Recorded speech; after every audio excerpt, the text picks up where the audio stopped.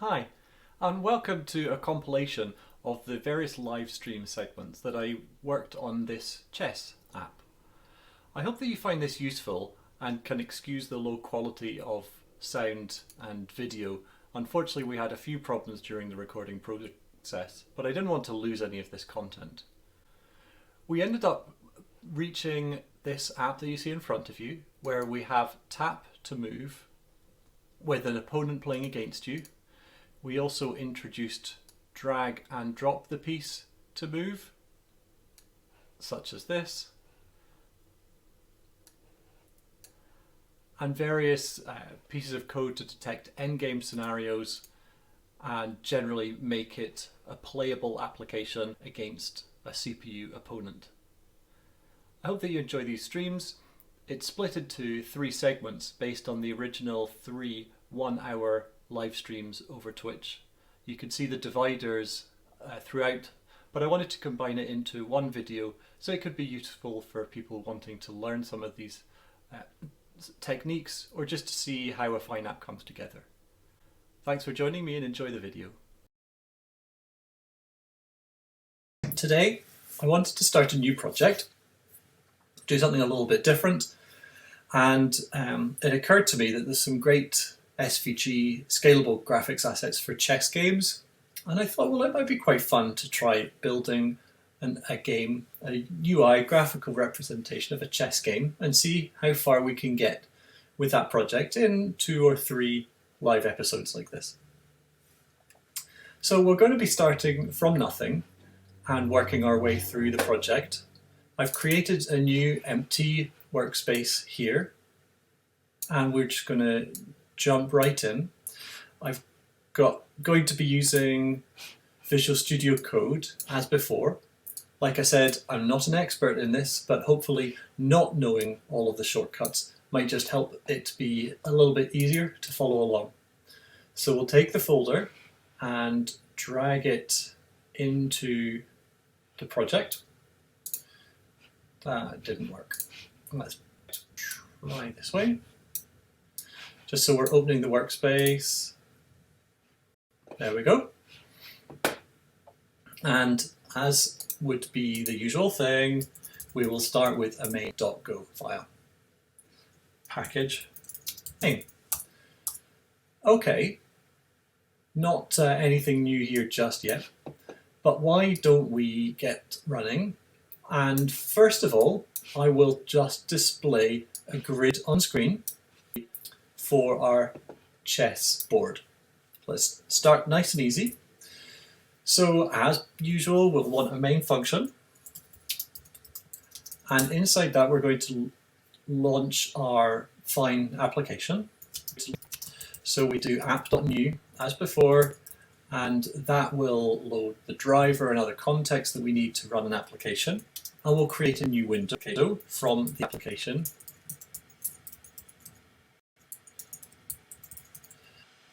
So the next thing we'll probably want is a grid, and let's just put that into a new function.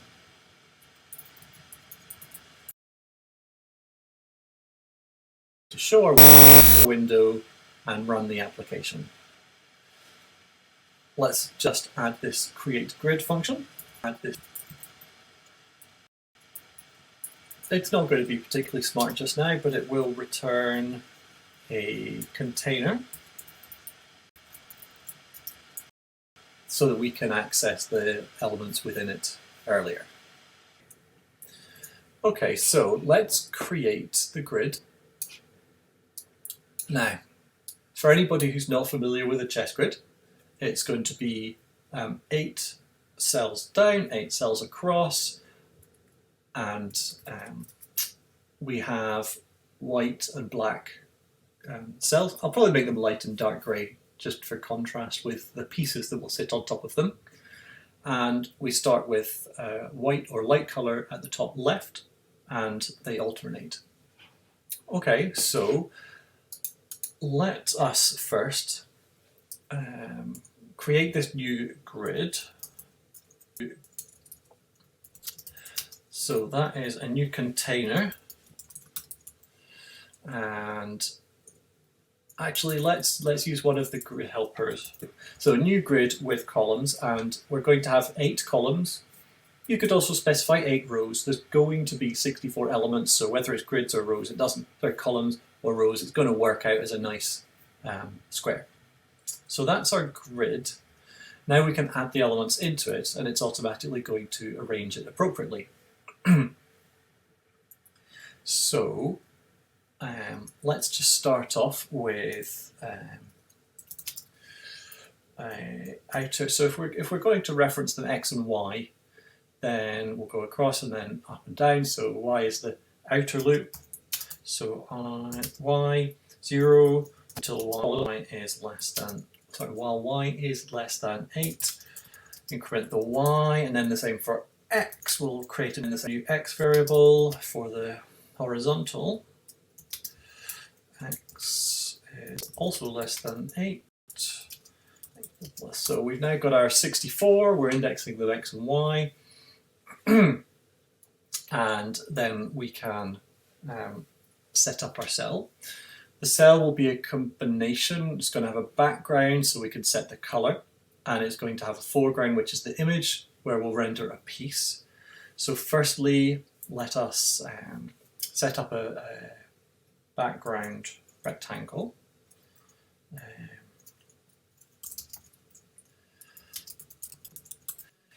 Canvas rectangle.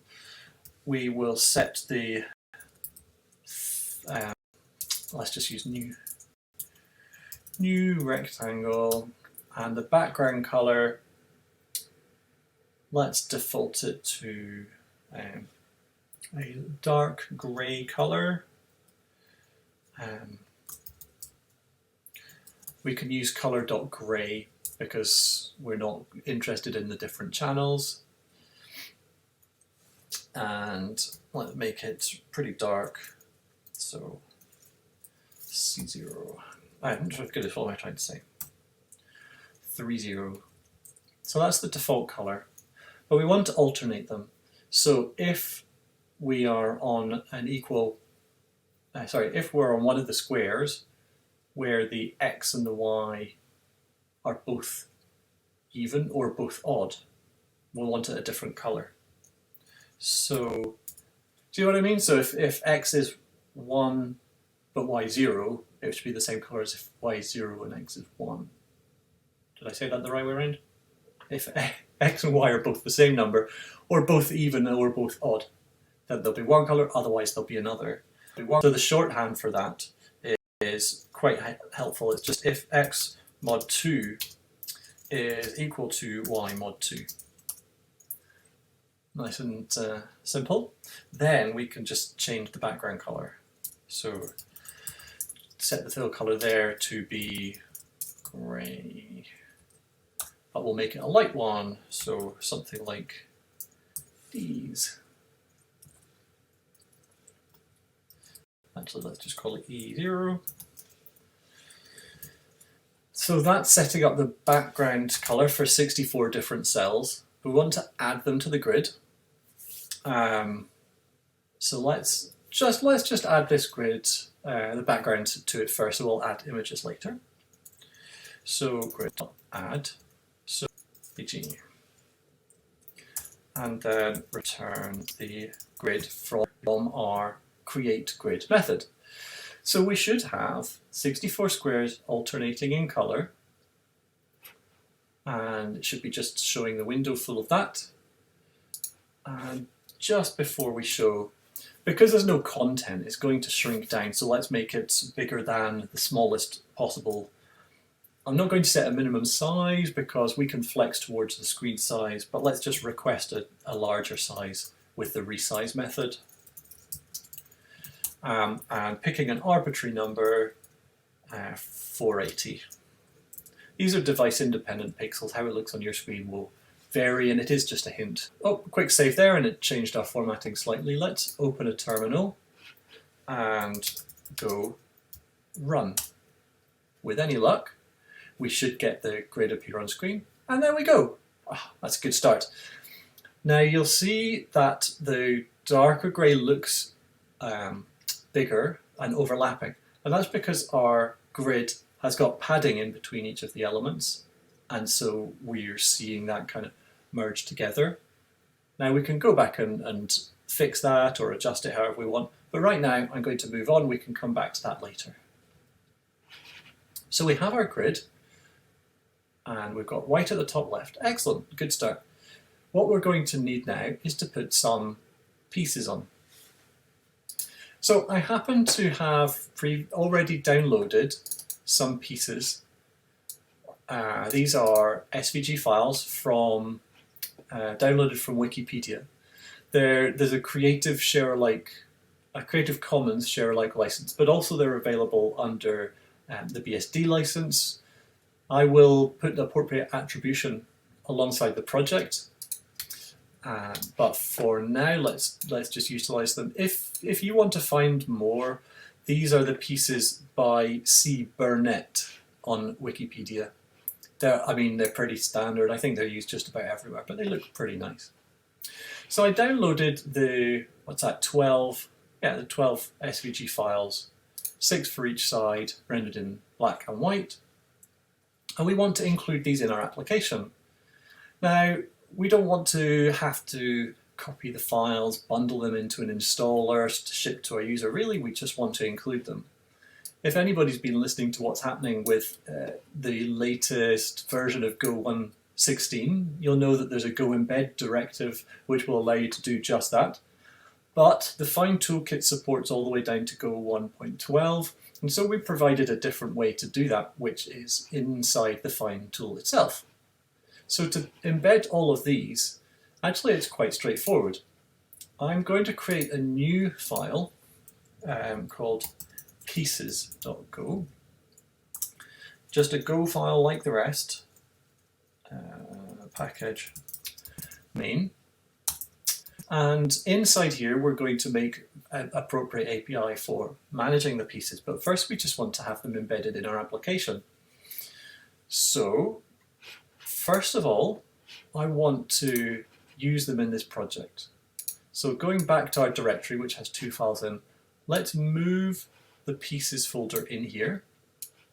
Now you see it's appeared in our workspace. Now to have them packaged up into our application, we will use the Go generate mandate here.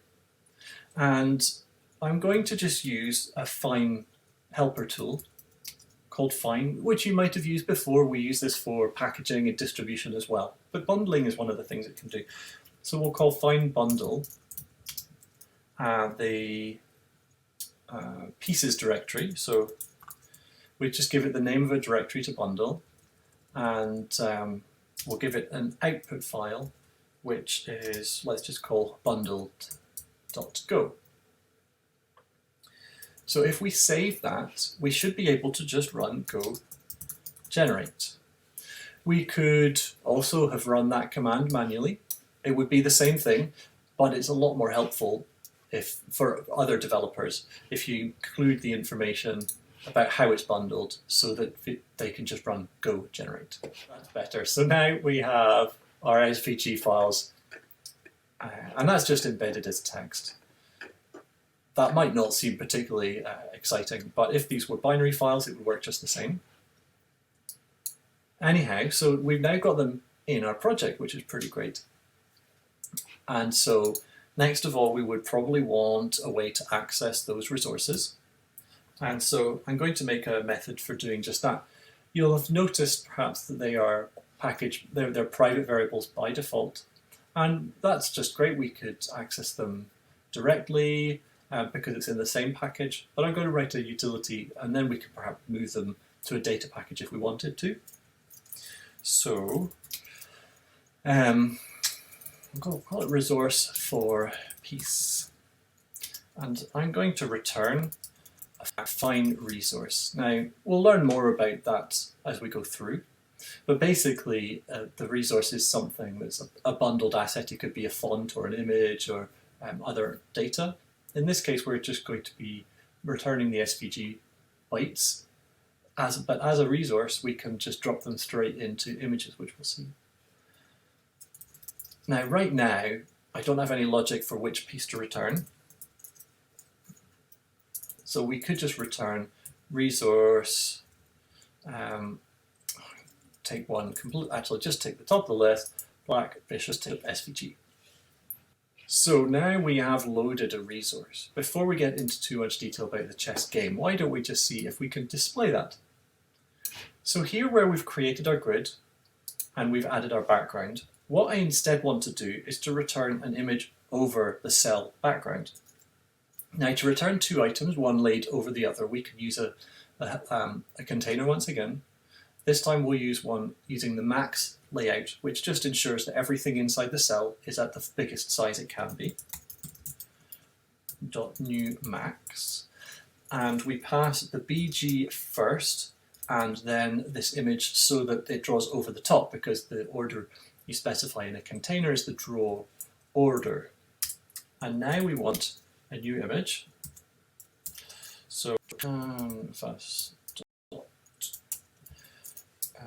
new image, and we'll do new image from resource, and the resource will be the piece. What function did I call it? Resource for piece. And we'll see that become more helpful in a little while. So we've created a new image type in our canvas using the piece resource, and we're specifying that each cell should have that drawn over the top. So if we run it, we should see quite a lot of one type drawn. And there we go. Lots of those black coloured bishop pieces on our background. Cool. Also, because this grid is just filling the available space, we'll notice that it could distort, but it is going to fill all of the space. We can do more about maintaining a appropriate aspect ratio later on, maybe when we look at theming. But at the moment it's a bit strange that the pieces can look squashed. So instead of allowing that to happen, we can change how the image scales by setting the scale mode. So canvas not the scale mode, sorry, the fill mode.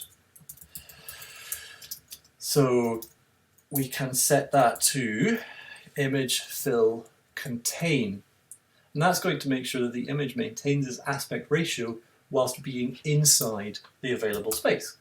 So if we run that again, the output is basically the same, but if we stretch it, then the piece remains the correct aspect ratio inside the space it has, which I think is slightly better in this instance.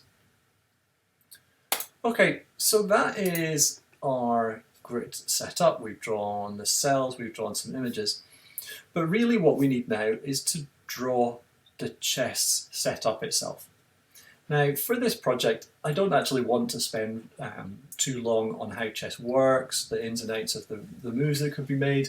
So let's use somebody else's library. And thankfully there's some pretty great chess libraries out there. The one that I'm going to use today is from Not Nil. You can find it on GitHub, notnil/chess. You've got a picture of how it could be used here, and we're going to build basically a new user interface on top of what is otherwise an API for how the game progresses. So he says this is how the library is added to the project. So let's do just that.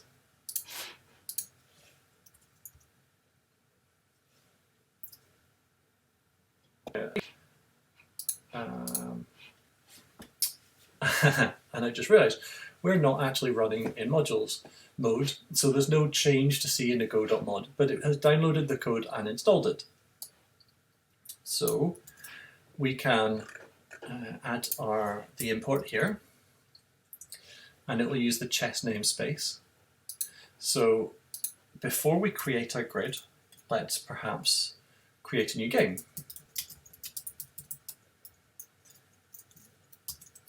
New game. And that takes some options which I'd forgotten about.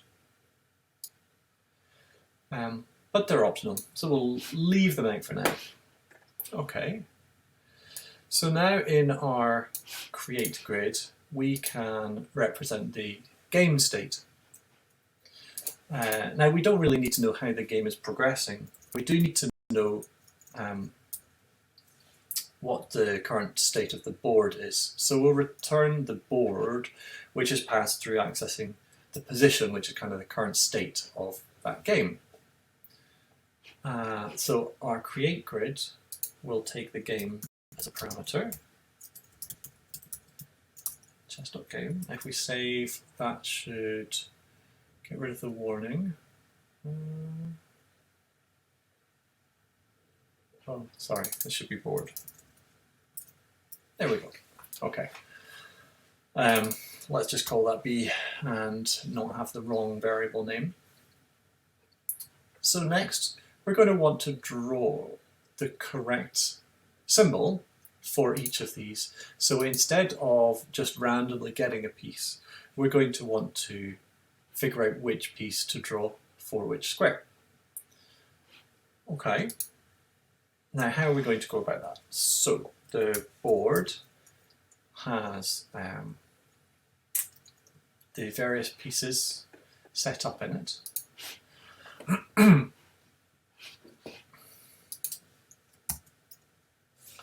Oh, piece, there we go. So the piece function on the board API is going to want to take a square parameter.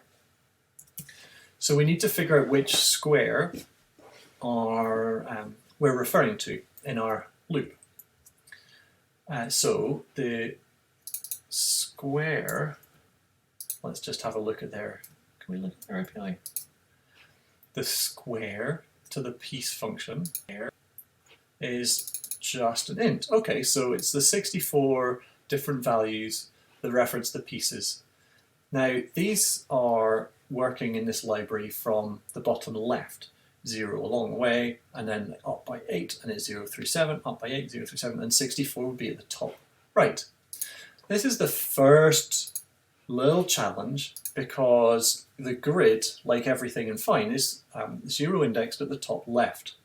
So basically we have got an inverted y-axis. So to figure out which piece we're referring to, we're going to have to take, we're going to have to invert the y. So it would normally have been the x position plus the y times 8. However, I think that we need to invert y by taking 7 off it. So at the beginning we're talking about the 0 row for our grid. 7 minus 0 is 7, which is the 7th for the board. Yes, that's correct. And then down at the bottom, when we're talking about the row indexed 7, it's going to be 7 minus 7 is 0. So that's going to work correctly for the API. We have an error here, not chess.square. So we can just cast this number to chess.square. There we go. And that's going to return a piece. And that piece, which is of type chess.piece, we're going to want to return pass into our resource for piece method, which therefore needs to take a parameter, chess.piece. Okay, that looks promising. So now instead of simply returning, we're going to want to figure out which image we want to return. Now, sometimes there won't be a piece, so actually let's default to returning nil.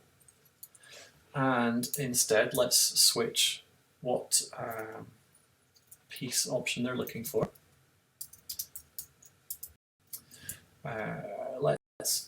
Okay, so first switch on the color.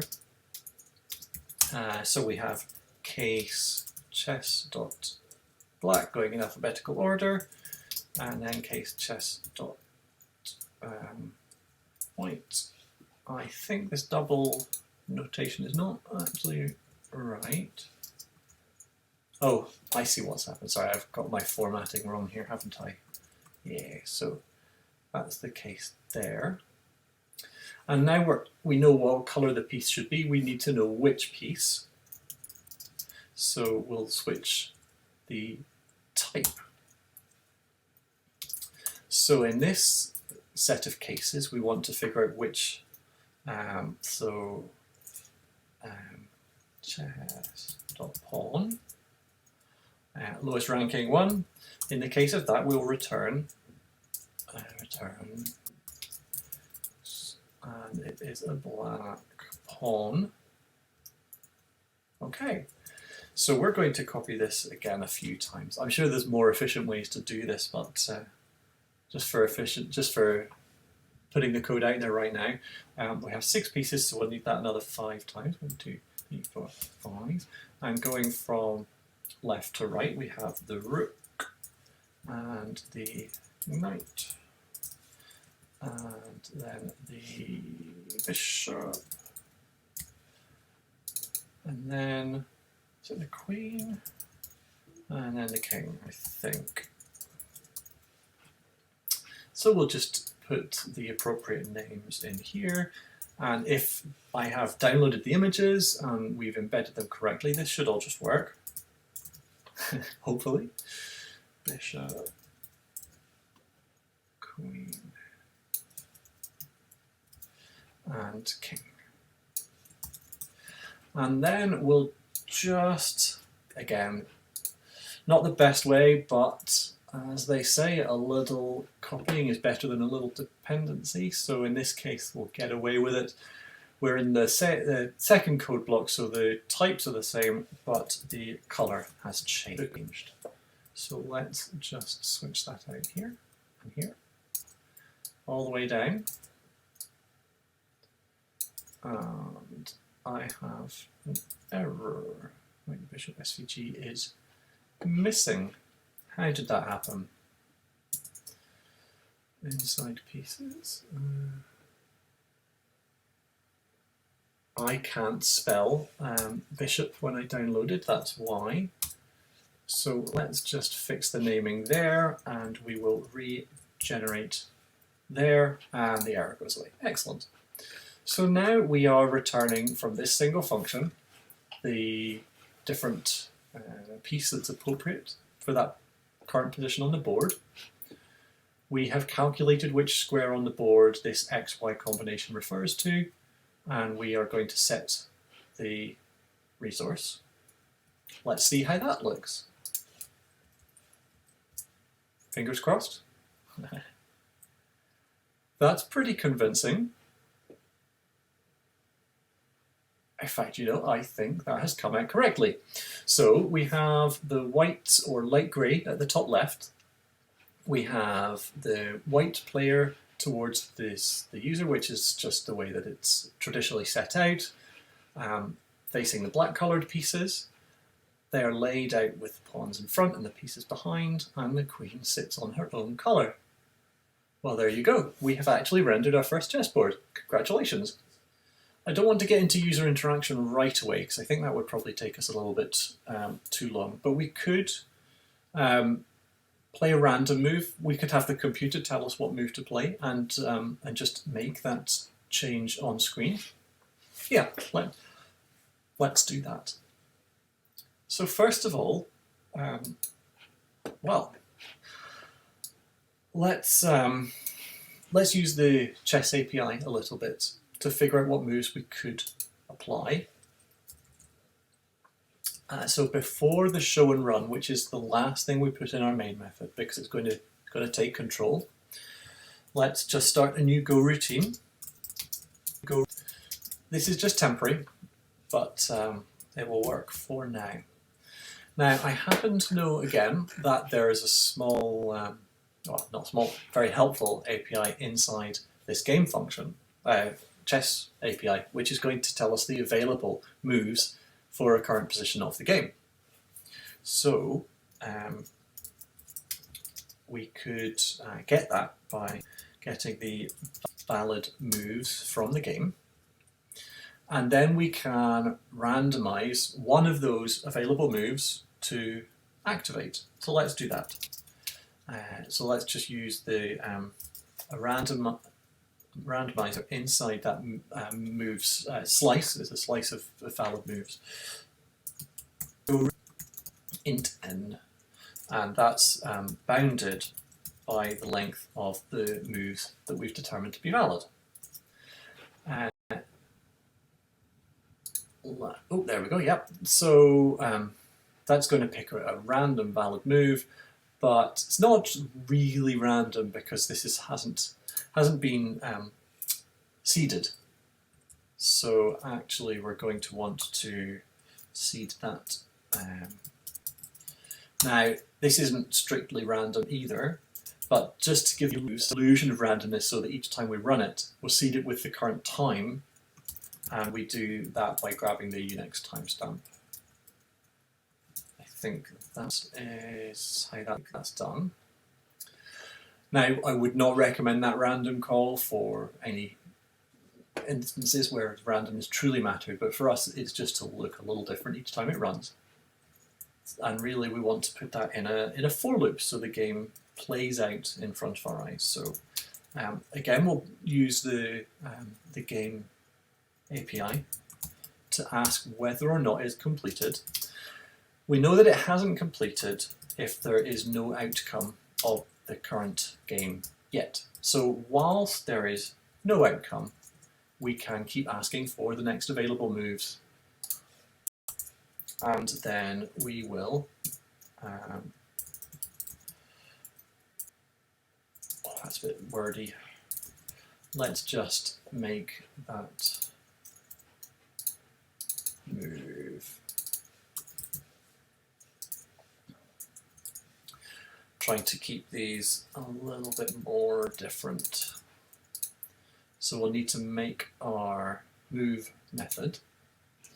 One other little tweak is that this is going to play very fast. So let's also put a delay in there. Just half a second or something.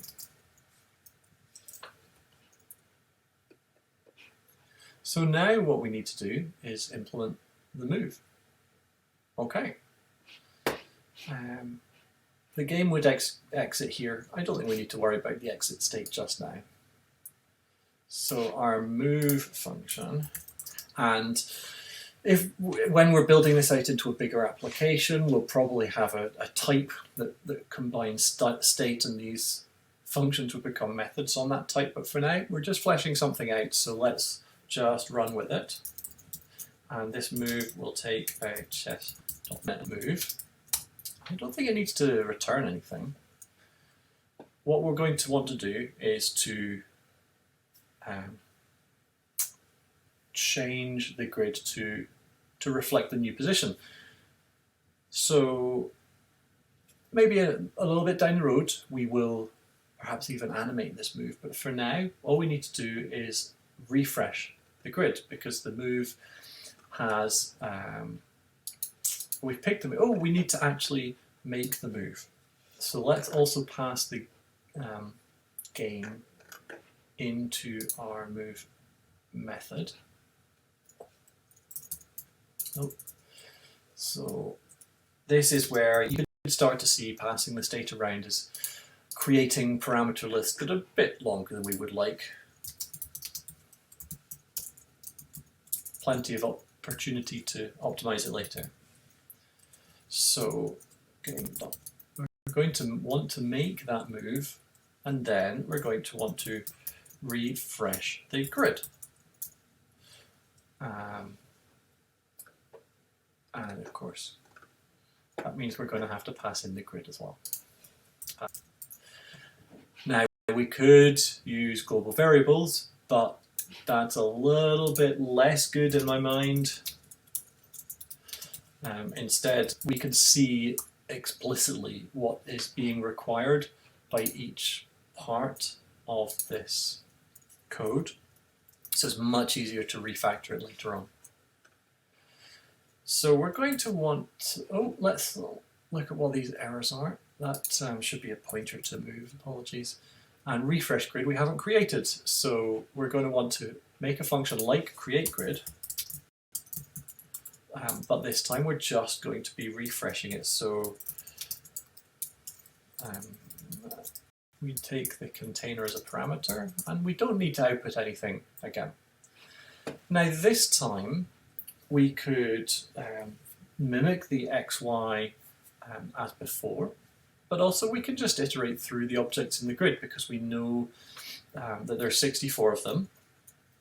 So for that cell in range of the grid objects, we could do something with that cell. So that cell is this thing here, this container.newMax. And what we're going to want to update, we don't want to update the background, we only want to update the image. So the image is the cell, which we know is a container as well, container, which has two objects, and we want the second one, so that's index 1, and let's tell it that that is a canvas.image, which we know it is. Cool. So then we have the image. We want to basically give it the appropriate resource. So we've got this resource for piece function. So image.resource equals the resource. Yep, okay. So that is updating it. Because we're manipulating the image directly, we will call refresh as well to make sure that the change is noticed. But see here, we don't have the piece that we need. So again, copying a piece of code from above, we can figure out which piece is required based on the board's state. So refresh grid needs the game board. Let's just pass that in as well. This parameter list is getting quite long in many methods. I'm going to refactor this to have some type behind it in between episodes, because I don't think that's particularly fun watching. So for the board, we can get the piece, but we don't have an X and a Y. Okay, well that's not too much of a challenge. Like I said, we could have iterated through X and Y like we did before, but this time, iterating through the objects, it just seemed easier. So what we're going to do is figure out what the X and the Y should be. We can just increment them. But remember, we're not going from 0, 0. The grid is oriented to go from top to bottom as it scans. But we've got the chessboard, which is bottom to top. So our Y and X are actually starting at different values. The Y at the top is going to be 7, but the 0 at the top is going to be 0. So that's our first cell. After we've done our first cell, we want to go along, so X is 1 larger. If then we overflow, if X is 8, then actually we want X to be 0 and Y to be 1 fewer. So we'll go from 7, 0 all the way to 7, 7, and then when we get to 8, it will be 6, 0, all the way down to 0, 0 through to 0, 7. Which should be correct. So we're iterating through, we're finding the square at that position. Here we were doing Y is 0 to 8, and we were inverting. Now we could actually fix that. To make it a bit more readable, let's start this other loop at 7 until, whilst it's greater than 0, well greater than or equal to 0, and decrement instead. And then we could do, because that's what we're doing here, so we don't need to invert the Y. Now that's a little bit of maths jiggery-pokery. It may have impacted things here, but let's just see how that works out. Well, in fact, we can think about it, because now that the X and the Y are correct, at the bottom left, the 0 is going to be 0, so this will be true. That is our light colour, but the lighter colour should be at the top left. So we just need to invert these numbers here because we're iterating in the other order. Don't worry too much about that, it's really just a graphical nicety. And so now we're iterating consistently. We should get the expected outcome, which is that each of our cells has updated to show the new piece, and they have refreshed. We've gone through the whole grid, so we're making the move, and then we're refreshing the grid. So going back up to our main method, we have this function which is going to run in the background, and then randomly, whilst there's no outcome of the game, we're going to wait half a second, search the valid moves, pick a random one, and make that move. So let's see how that works out. Okay, that was perhaps a little bit too fast, possibly because I meant to write millisecond and instead accidentally said microsecond. So let's have another look at that.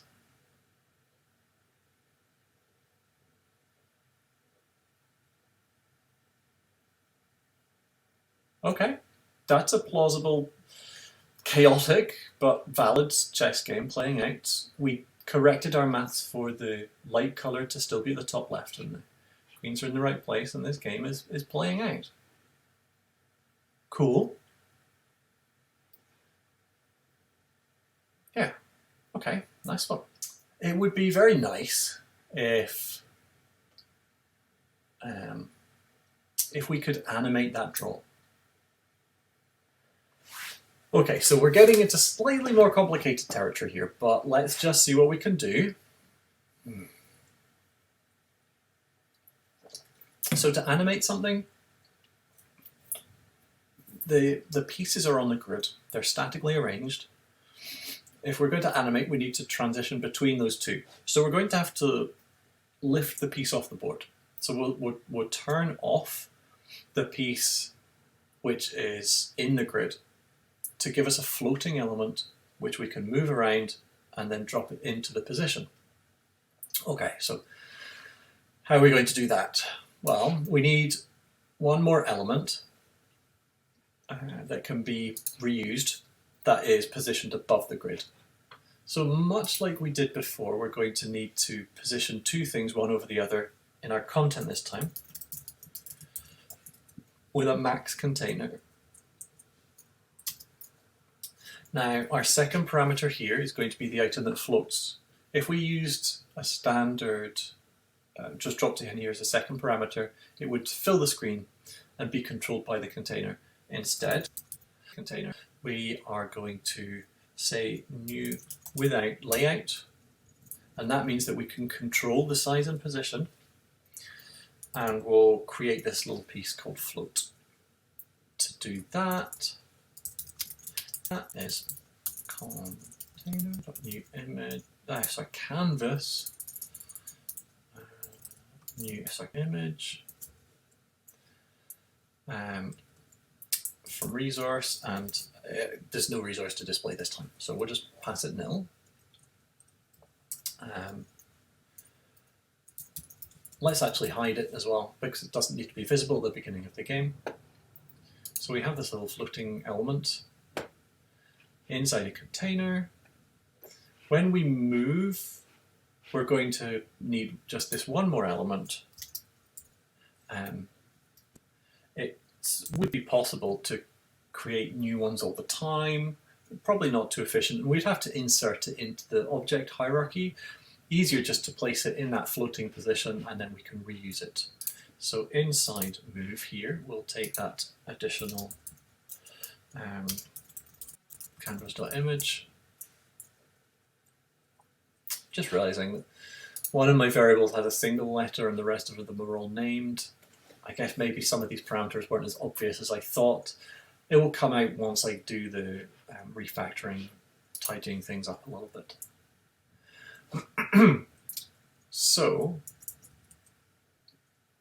now, to do this, we're going to want to get the image from the current position and then apply it to the float, move that around, and then we can refresh the grid. So we don't want to refresh it right away. We do know the move that we're going to take, so the starting position is going to be encapsulated by that move somehow. So we want to what do we want to do? We want to figure out where in the grid something is so we can capture its image.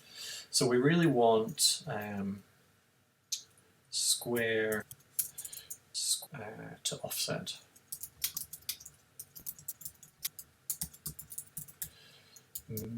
From S1. So that's the starting position of the move is S1.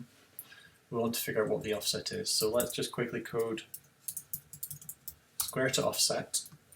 Function takes chess.square and returns an int.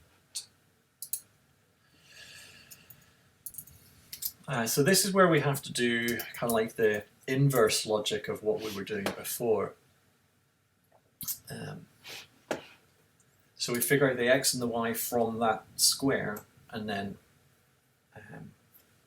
do the additions to get back to our offset inside the grid. So the x is square mod 8, that's how far along it is, and the y is square minus x, which gives us the column there, divided by 7, which divided by 7, divided by 8. Oops.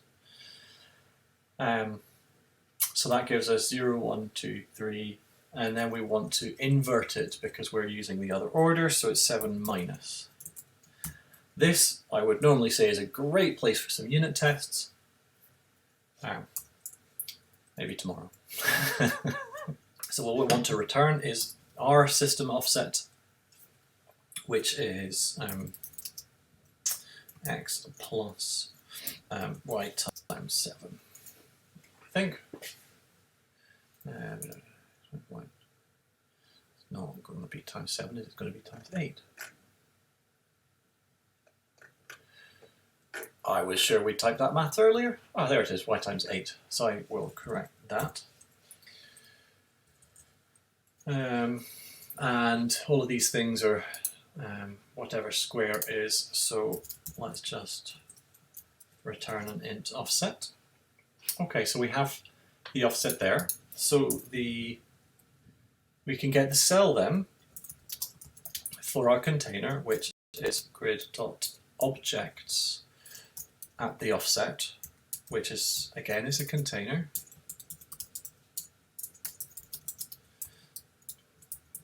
Objects, and the image is the second thing along, and it's an image. This is another place where it would be good to refactor the code so the duplication isn't quite so obvious and it is a bit more meaningful. Let's just see it working first though. Actually, that's not really the cell, is it? It's the image. We went straight to the image. So what we can do now is set the resource of our floating image to float of the static image. We can set the static image to have a nil resource and refresh that image. And we can show our floating image, which should cause it to refresh. And then we will want to do some clever stuff here. And then once we have finished our clever stuff, we will update the game with the move, and just before we refresh the grid, we will hide the floating image so that it's no longer visible.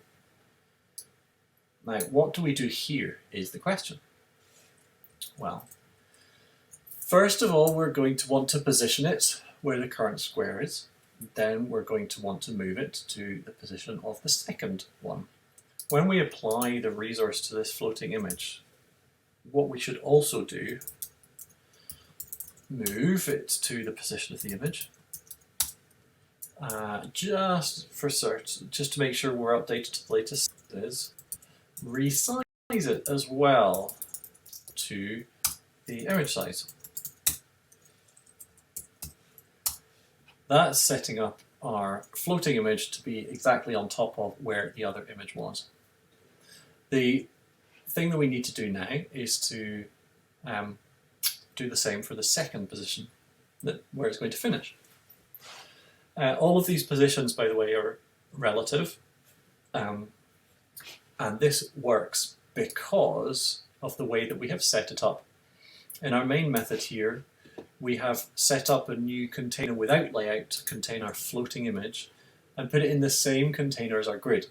So they have the same top left position, and so as long as we keep the sizing consistent, which we just did, then moving it around should work exactly like you would imagine. The offsets are just going to be relative to the same top left corner.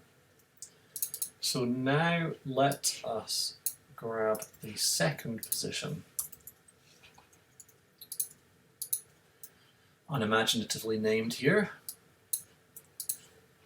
and that means that our let's just name this position 1 because we'll need it again, and position 2. Okay, now the cool part is that we can simply apply an animation.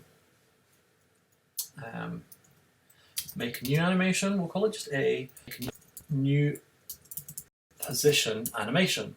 We start from position 1, we transition to position 2, we tell it how long we want it to take, millisecond, let's give it half a second, see how that looks, and then we pass a callback function which gives the position, and this is for every intermediate step through the animation. It tells us what the new position should be, so we move our floating element to that position, and then we refresh it just so that the new location is set on screen. Normally when you call a method like this on an object, you wouldn't have to then call refresh, but these are Canvas primitives, and they don't perhaps have all of the niceties when you're using widgets and containers and so forth. Okay, we have that animation. Oh, we almost didn't use the second offset to calculate the second position. That was close. Once we have our animation, we call start. That's going to fire this off in the background, going to tick away, do what it needs to, and once the animation is completed, we're going to want to move on to complete the move. Now, let's just put a quick sleep in here, and we can again come back and see if there's neater ways to do this later. 1 second, and just add a little on there. Okay, so that's quite a lot of code. However, what we've basically done is put the meat into this move method. There's a floating image that we created, and that's what's going to be used, but the logic is all in here. So we're trying to figure out which image is the one that refers to the square that's starting the move. We find its position so that we can use that in our animation.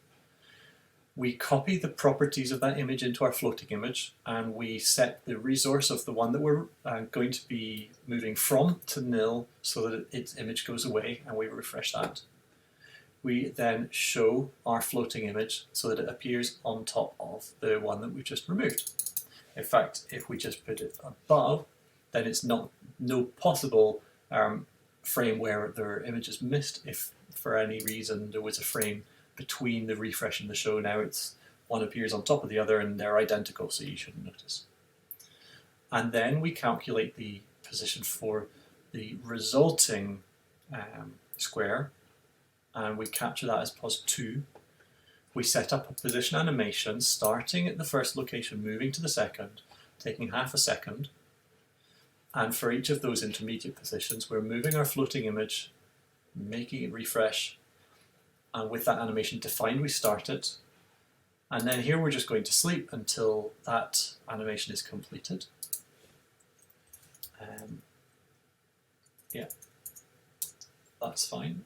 Once that's the case, we will apply the move like we did before, hide the piece that we have rendered, and refresh the grid. And again, if I just change the order here, then that couldn't hide and disappear a frame before the new grid is shown.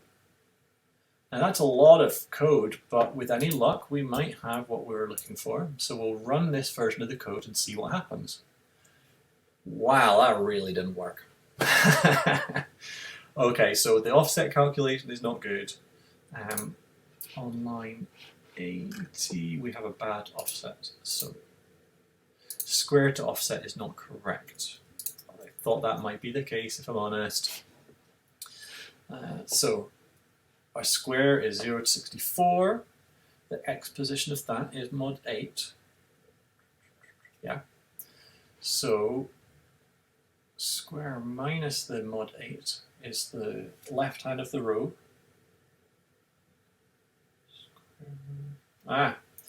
Yeah, that's a gotcha. We're dividing x by 8, but we should be dividing the square minus x by 8. Let's give that another go.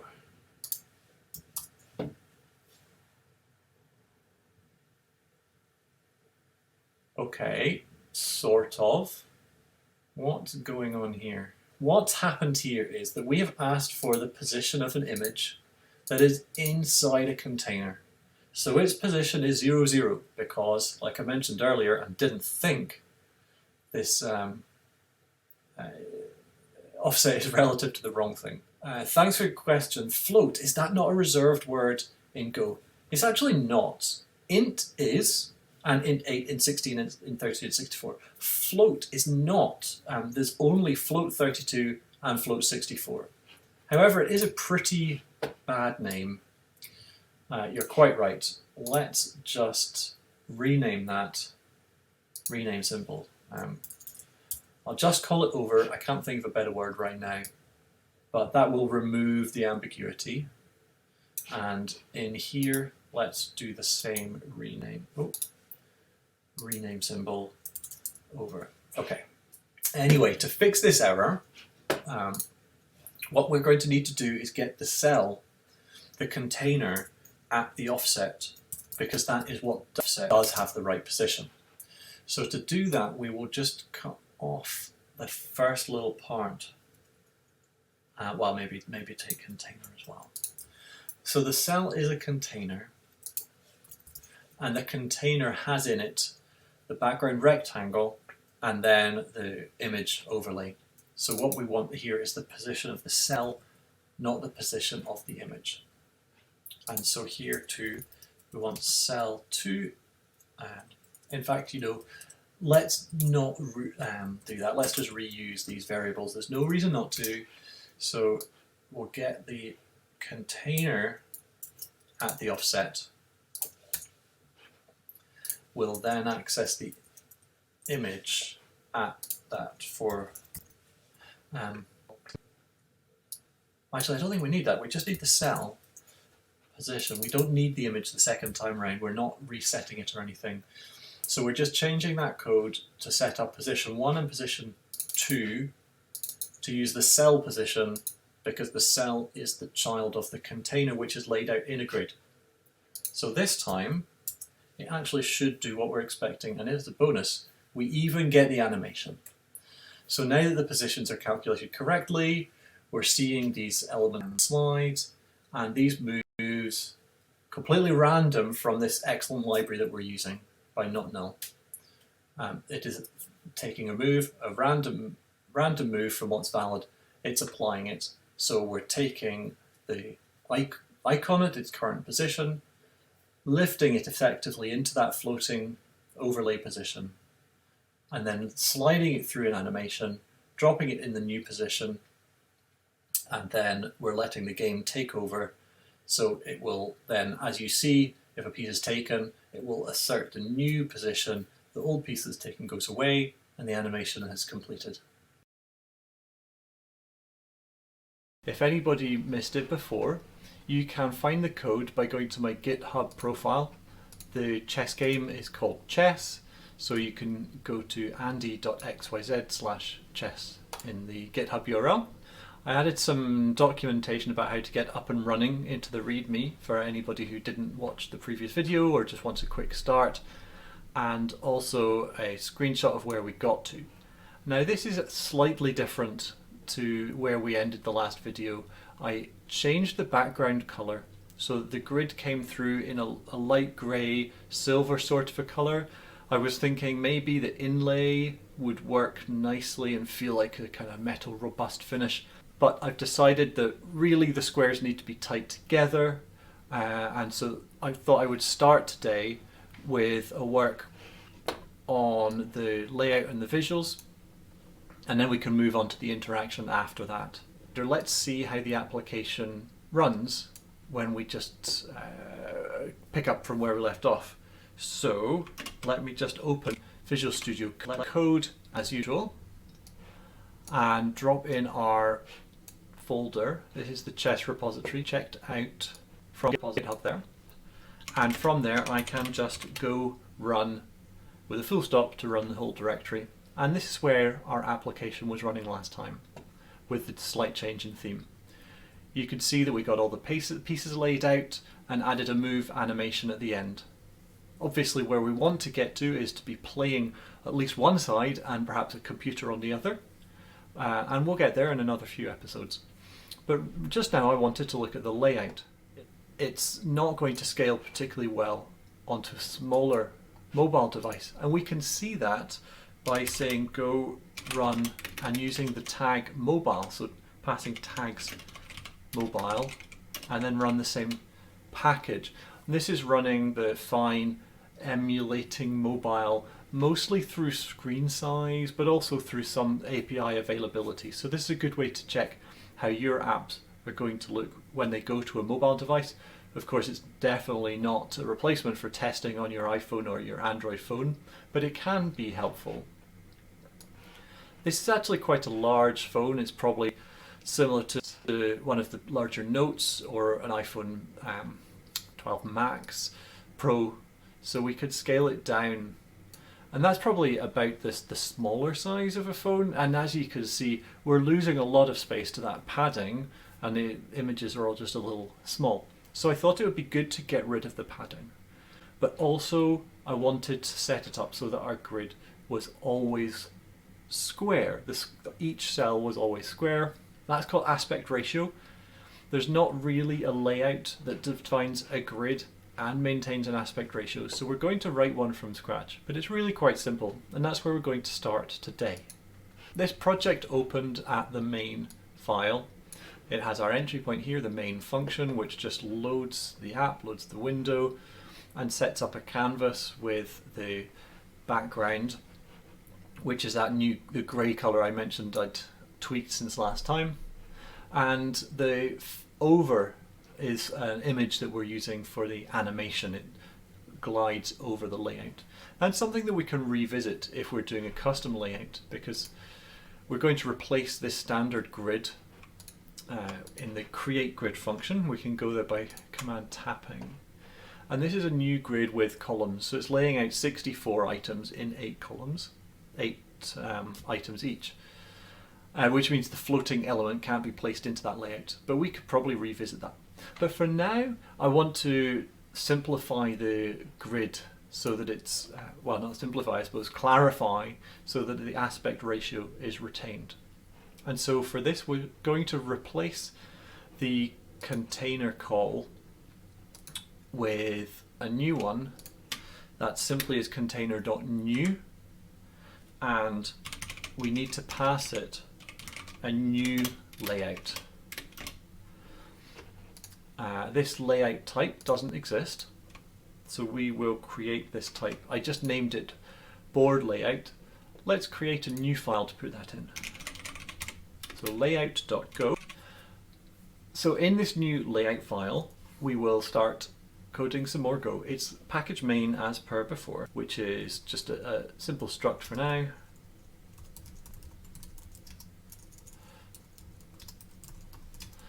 Doesn't have anything in it yet. We'll come back to that. Now, to implement the board layout, We need the methods that a layout would normally have. Now we can find out what these are by going to this new definition and seeing how it takes a layout and going to the layout interface, and we could just copy these out of here. So our new type needs to implement these.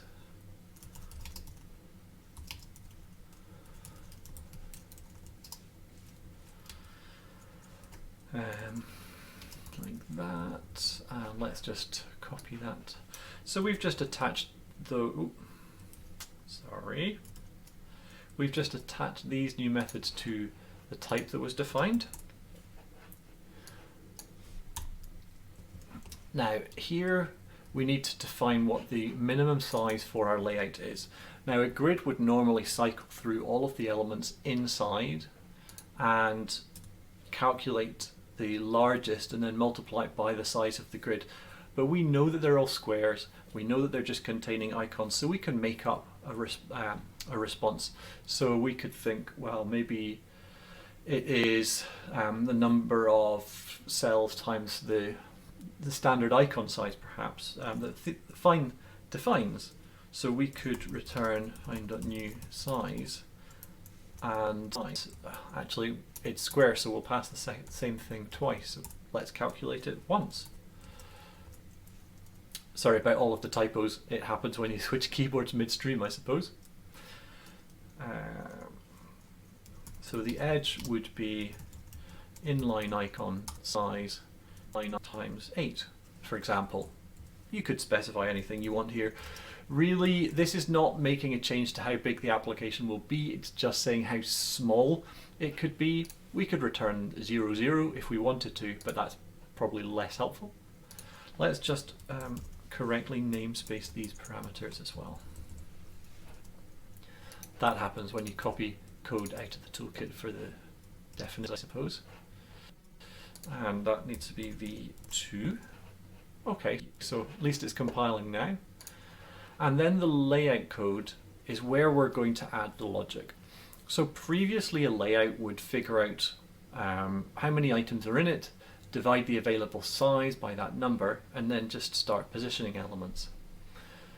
We have our cells, which are the canvas objects that will be passed in, and a size.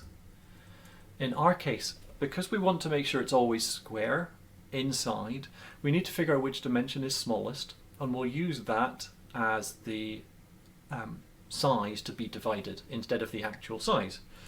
So small edge is, let's call it the size.width, and then if s.height is less than the width, we'll just update it. We could use a call to math.min, but then we'd involve casting of types, which could be a little bit messier. So now we know how big the edge of our square can be. We want to make sure that it's padded so it doesn't just always stick at the top left. Now I think it should be centered horizontally, but not centered vertically. I'd like to stick it to the top. Keep it away from keyboard thumbs and things like that on a mobile screen. So we'll inset the left edge by half of the available space to keep it centered in the middle.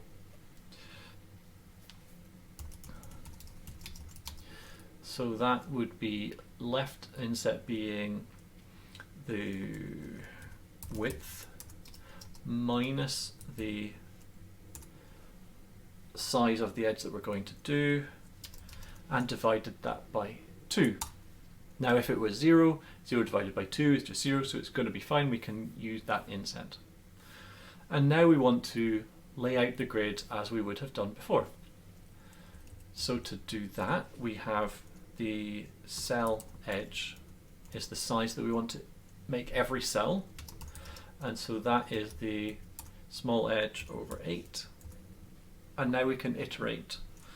So for each cell position, we're going to want to iterate the rows first. For, I should have put there, for y is 0, y is less than 8. Yep. Y plus plus. Then again for the x,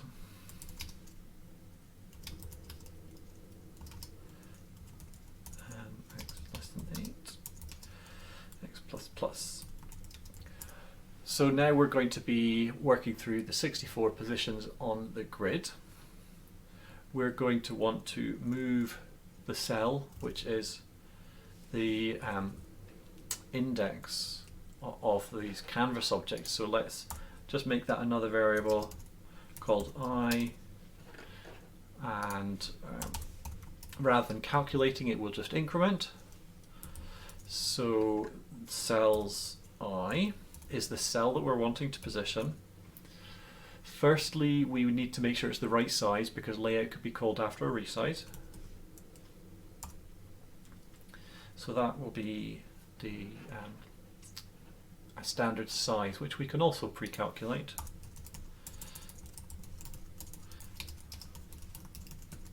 It's a new size that is just the same edge on both. And then we will move it. Now, as I mentioned in the previous video briefly, positioning of elements inside a layout, like in the container, is always relative to the top left. So that is going to be the x and the y coordinates multiplied by the edge. And on the x dimension, we'll bring it in by the inset amount as well. So in this case, we can't really calculate it in advance, but let's just type it in line here. We need to make a position. The x position is going to be the left inset plus x times cell edge. And the y coordinate should simply be y times cell edge. Okay, so what is not happy here? Just remove the new line. X and y are integers, but we need, yes, it's floating point values, so float 32, because we're using low precision floats for Fyne layouts. Really, there's just no point in using 64-bit precision for laying things out that are fractions of a pixel. Beyond 1/10, you're never going to notice. So that could be our layout code. It might be there. Let's go look at main and see how this is working. Container new board. Yes, we don't need the 8 parameter because we don't take optional extras. We could list the canvas objects here. However, we are going to have them all at the end. And there. So we were adding this grid, these items to the grid one at a time. But this is actually not optimal because add calls refresh, and we really always want to refresh as few times as possible. So if we return the container directly with the elements built up, like this, that would be more efficient. We don't need to do the refresh whilst we are pulling the board together. So in that case, we could instead make a slice of cells, which are all containers, but canvas objects is what they're all. So it is, let's just call it a var there, not actually build it, and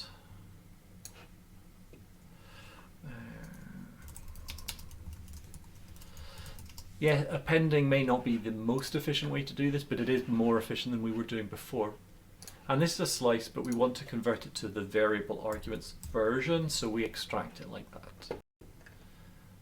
Okay, so this code is all now compiling. Let's just see how that runs.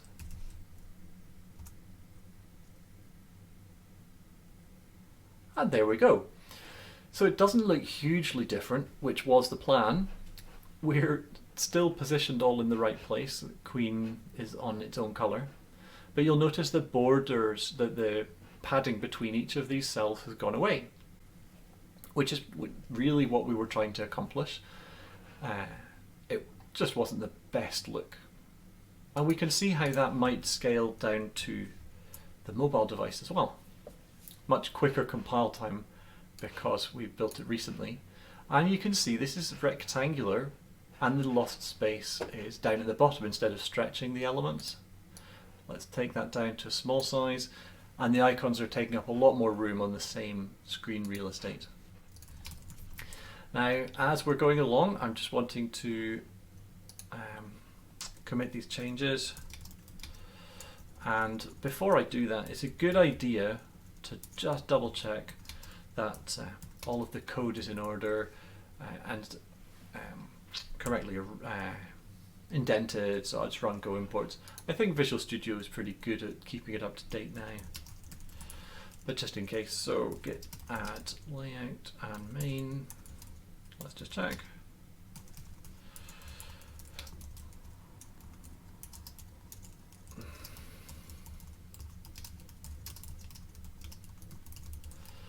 Okay, so that is our grid setup. Now let's see if we can't make it a little bit nicer looking. You may have noticed on the desktop there are two other files. This is something I worked on earlier. I thought it would be nice to have a wood effect board, and so I derived from some wood grain emulated images online. I made this dark brown version and a lighter brown version of some wood grain effect, which I thought it'd be quite fun to incorporate. So I'm going to turn the grid from the light and dark grey into a light and dark brown colour with a wood effect, just for a little bit of prettiness. So to do this, we're going to update what is bundled into the application so that these images can be used. Now, to do that, we go to this pieces file, which has a generate header. We might as well do something similar. In this case, we could directly reuse it, but actually that would make this pieces a little bit less clear. So perhaps bundled goes to bundled pieces, and we'll make a new file, or just actually pop it into the this new layout that we made. Put some more board related things in here. Let's just rename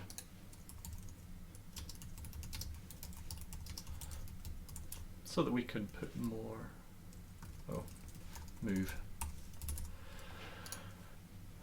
So that we can put more board related stuff in. There we go. And we'll call this bundled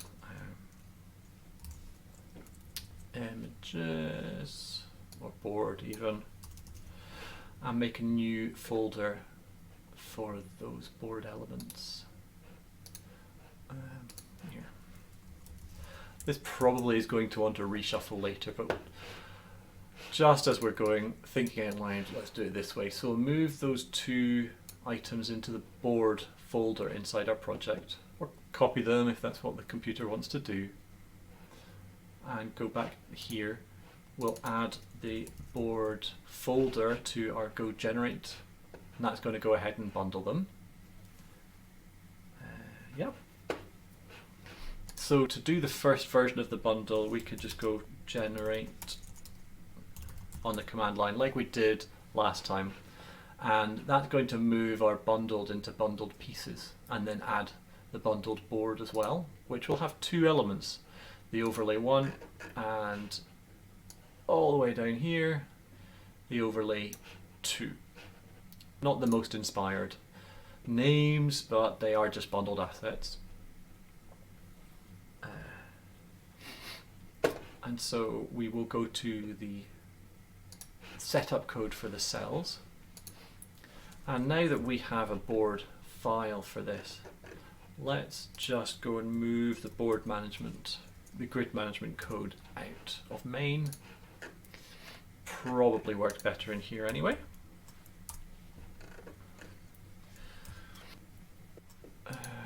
Great. So we are creating the grid here. So we have a grey rectangle and another grey rectangle. Let's just fix those things up first. So I've got some color codes here. I hope you don't mind me just pulling them in. So I have the light brown. And this is using the NRGBA instead of the grey color type, which is basically red, green, blue with an alpha channel, and the N means not pre-multiplied. Now, the naming seems strange, but that is what you would expect to if you were using HTML colors or so forth. Pre-multiplied is like an optimization used in graphics applications, but it gives you strange results when you start adjusting the alpha channel but not doing some maths on the red, green and blue. So if you say NRGBA, then you can adjust the alpha channel and it will calculate what to do. It doesn't really matter here today, but it's best practice when working with Fyne or other web related APIs in Go to use NRGBA, because that will do what you expect.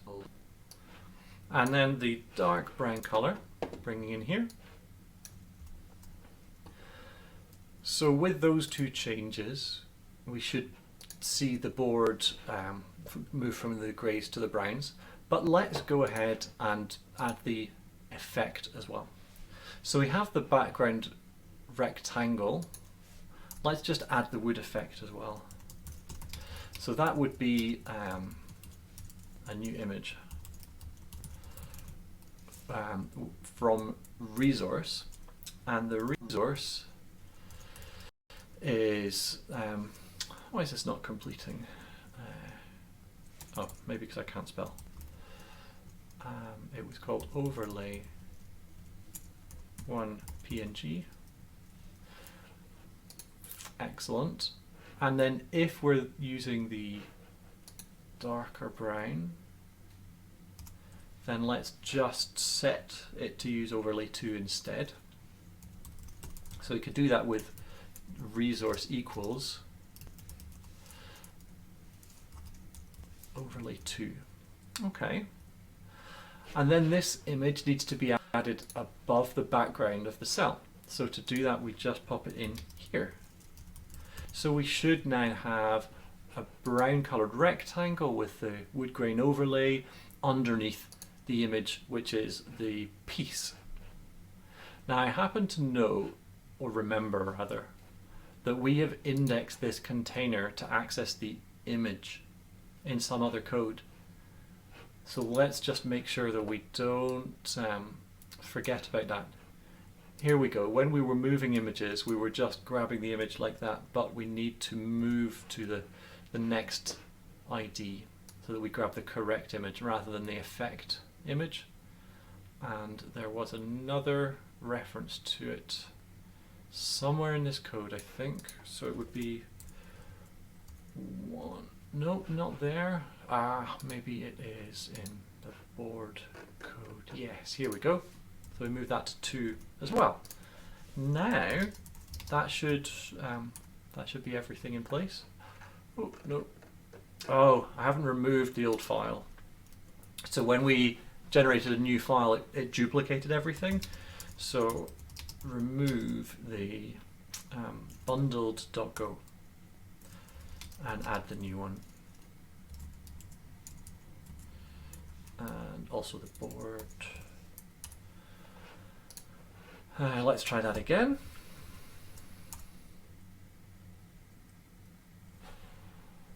Ah, there we go.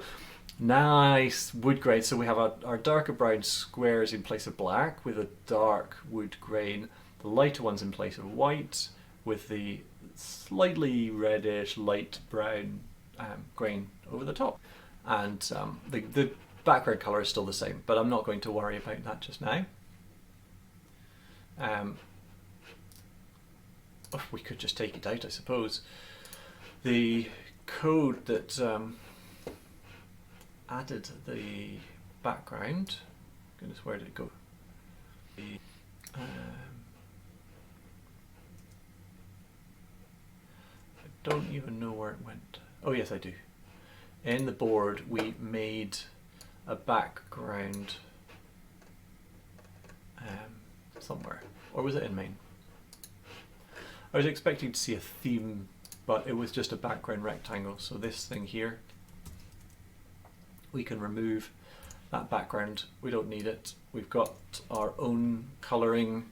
We're not showing the grid through anymore. So we go with that again. It's just one less thing to be drawing in the refresh order. Won't make a big difference. Slightly tidier code, and the background color is now the same as the padding, and when we start drawing user interface elements over the top, it will be consistent now. Okay, hey, that was pretty cool, I think. Yeah, let's just see what Git says. Let's add the changes there. Main.go and pieces.go, and add the images.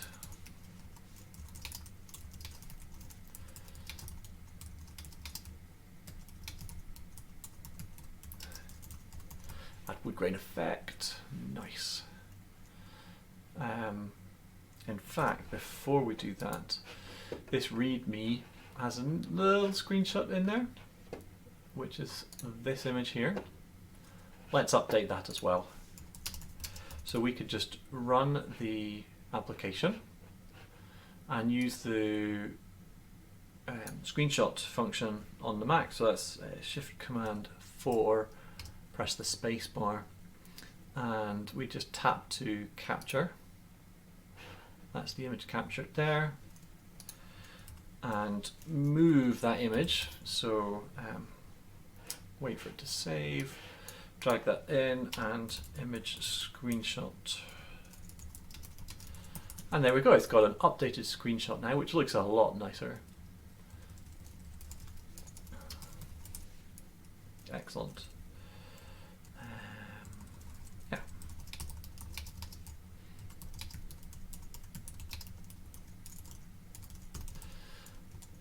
Okay, let's move on to the move aspect of it, the user interaction. What we need to do is to allow the user, when it's their turn, to click on an item, a piece, and then click on the place where they would like to move it to. Yeah, okay. So each of these pieces was created in this board code in create grid. And so I could refactor this. They're probably going to want to be their own type, but for now we can just go ahead and add the tap handler. This will probably lead to, you know, like a widget emerging and a bit of refactored code, but for now let's just do the minimal to get this functionality working. And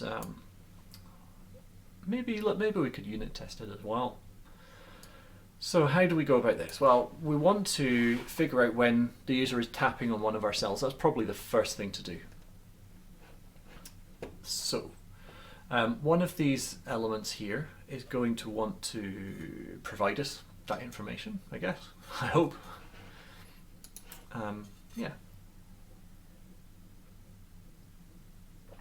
So let's extend this image, which is loading a resource from the appropriate piece. That's probably the right place to go. I would think.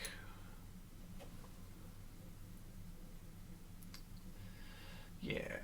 So we could tap on the board and then do the math to figure something out, but we could also just let the piece definition, which is smaller and in place, do the math for us instead. So we're going to need to extend this image type. Let's create a new file again. let's call it piece.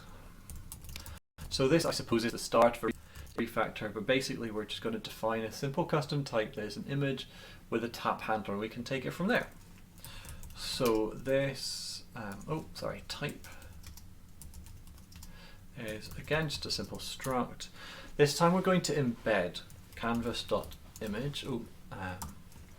Not a pointer to the whole thing. We are an image, and what else are we going to want? Well, we probably want to know which square we are. So, is that right? Yeah, we want to know which square we currently are anyway. Square.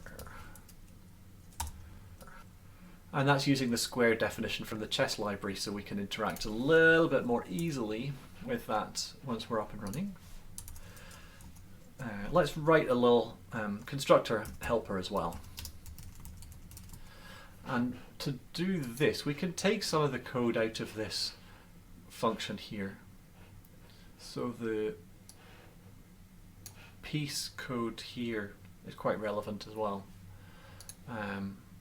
But let's just say that that part is relevant to this code because it's using the XY variables, and the piece and resource lookup is not. So we'll take that out. And the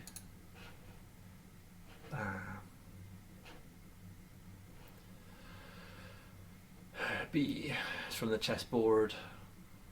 So we want to have access to this chessboard when we construct our piece. So we could do this again, new piece for the board, and we want to pass in the square. I think square, yes. So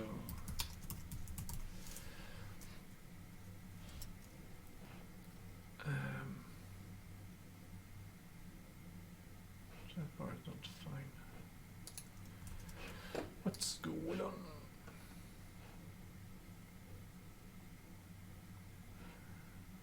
Oh, I see. Sorry, I thought that chessboard was something we'd defined, but of course it's from the chess package. My bad. So we'll pass it in as a parameter instead. Not a problem.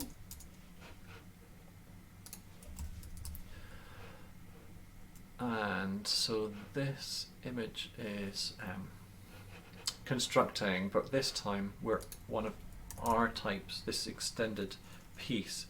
So instead we want to make a new piece, and we're going to set the resource into it so that that gets set into the embedded image.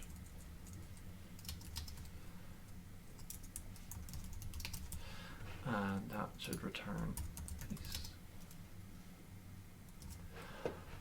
Except it's not exported, was it? Sorry. Silly me. That's better. Okay, so we are making a custom thing called piece, and it is an image. It's extending image. It's also capturing the square. So we want to do that. We want to save the square that we're in. Let's try icon. That's a widget. We can extend that.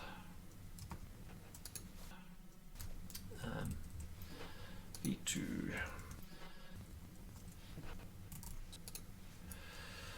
Now, icons happen to work largely the same images. You could set the resource on them.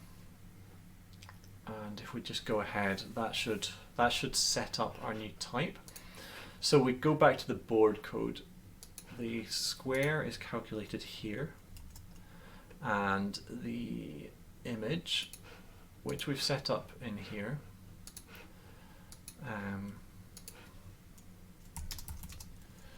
is managed by new piece. We pass it the square, and we just need the fill mode extracted from there.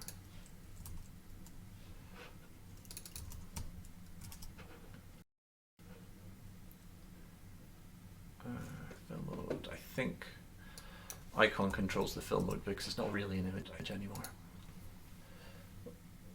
Yeah. So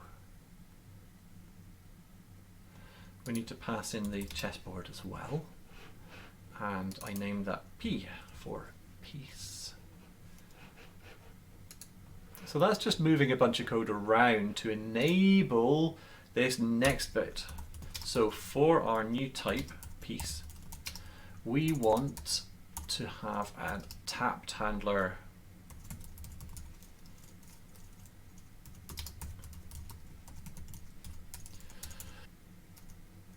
pointer event. That's what it is. Point event, sorry. So we've added a little tap handler here. Now, it may not be obvious how that works.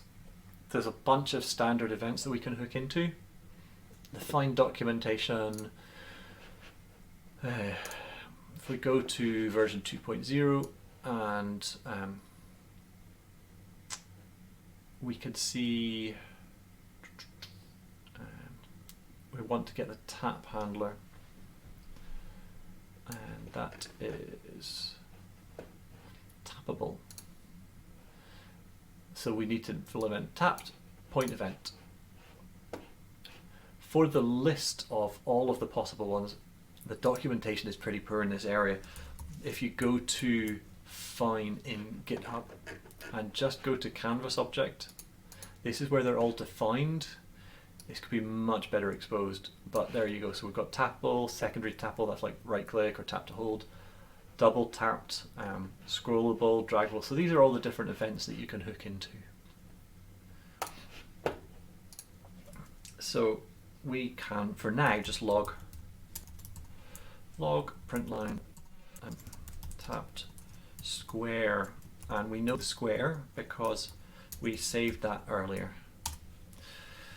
We also know the position that the tap happened, but that's relative to the piece. This is the information that we could have used if we wanted to do the board tap to figure it all out. But I think it's going to be easier working from the piece information. So let's just see what happens when we run that.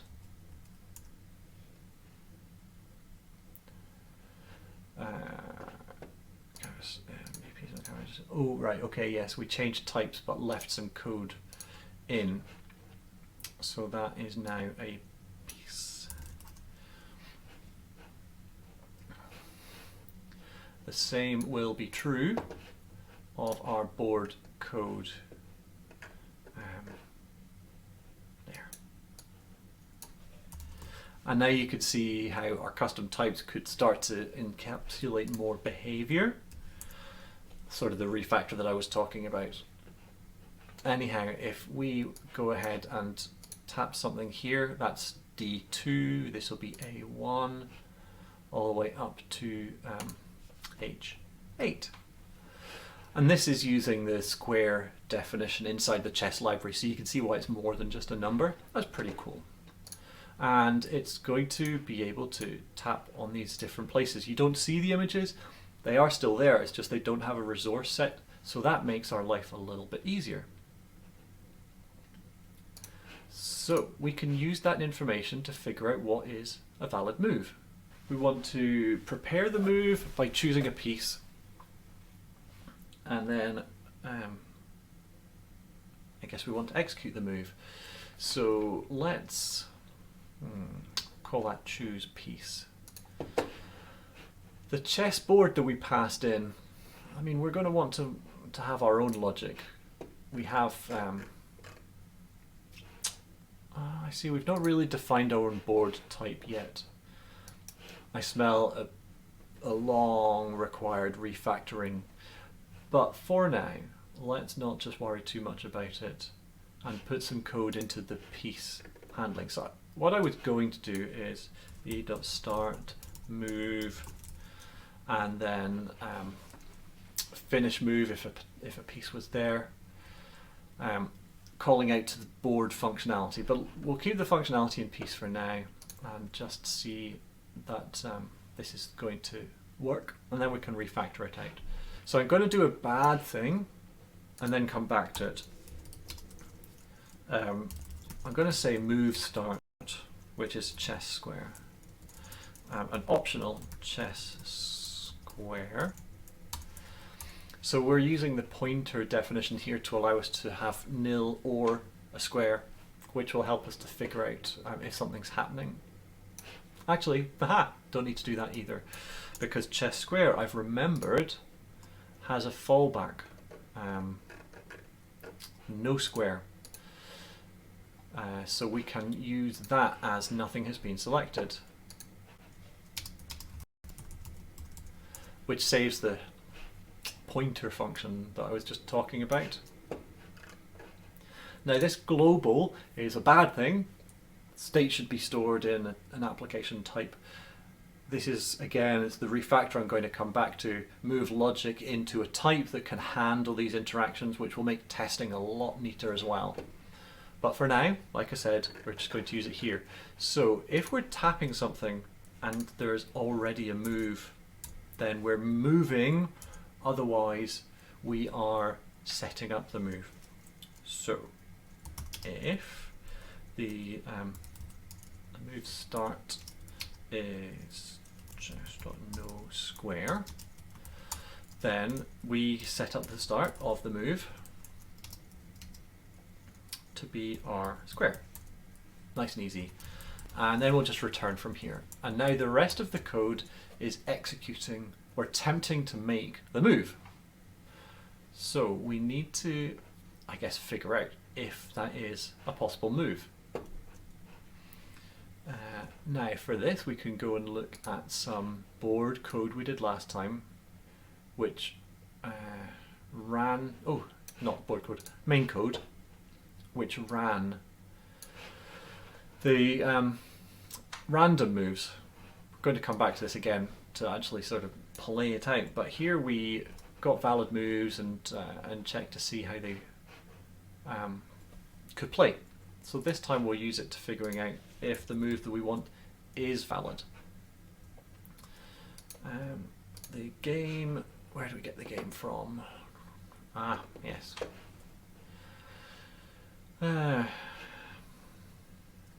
Good question.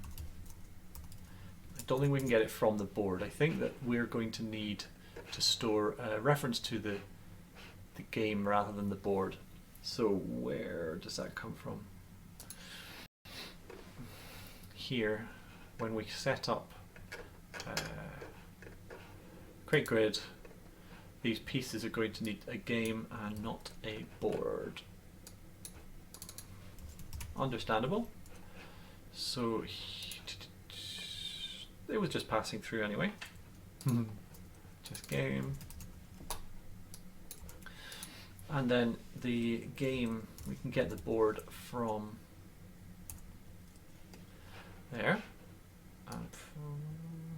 Then we have the, we'll save a reference to the game. So along with the square, just pop it in there. That's a pointer to a chess game. And when we make the piece, we will save that as well. Great. The main is the next thing. Just trying to make sure that the game is passed all of the way through. So there we go. That's now available to us here. So our valid moves is now a slice of moves like this here, which is a start and a end square with promo and tags. There's more information about what the move will entail. Right now, all we're interested in is, does it start from the same square and end at the same square? So we've got the move start, and move end is, well, it's the square that we're on. So for these moves, let's check to see whether we have one. So we'll range over them.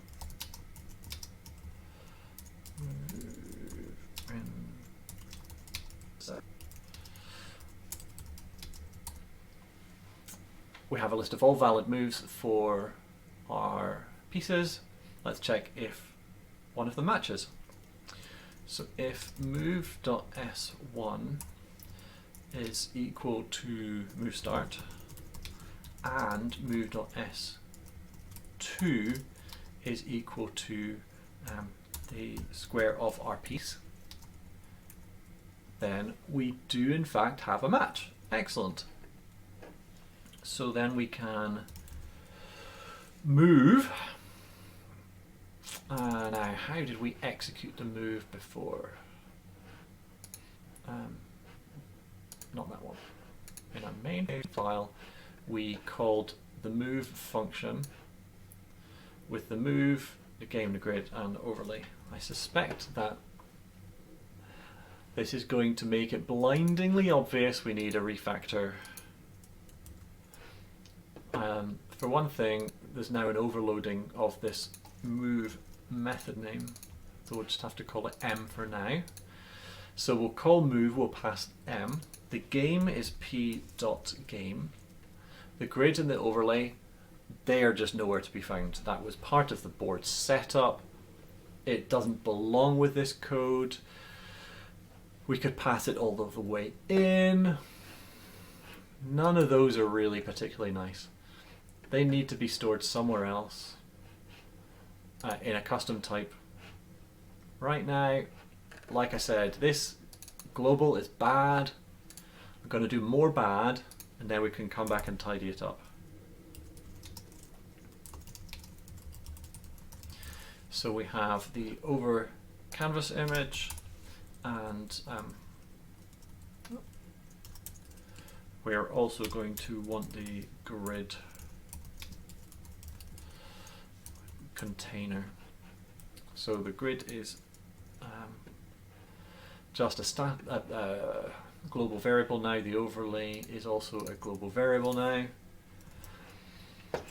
Doesn't make a huge difference to the way it functions, but it does make it a lot more difficult to wrangle, which is why you should keep the scope tight. But what it means is we can pass them in here. And this move function will move to the refactored kind of board game type, and you'll be able to say execute a move, and it will know all of the internal details about how those elements are passed. We don't need a random move. We execute that and we return from this method, this tapped method we don't need to do anymore. But what happens if we don't have a move that matches? Good question. We could do nothing. Not very helpful. This is a graphical application, so we're probably going to want to fall back. But for now, we can do something a bit more visual. Let's draw a dialogue. Show information. Yeah, let's do that. So an information is going to take a title for the dialogue, invalid move. The message is that we cannot move there. How much information can we give? Well, our piece isn't smart enough to know what type of piece it is. Why don't we add that logic as well? Or actually, we could just get it again for the error message. That would probably be convenient enough. So our piece is at p.square. We have the game we can get the board from, so that's p.game. P.game position board piece. Let's just quickly put this information into the dialog. So cannot move piece to square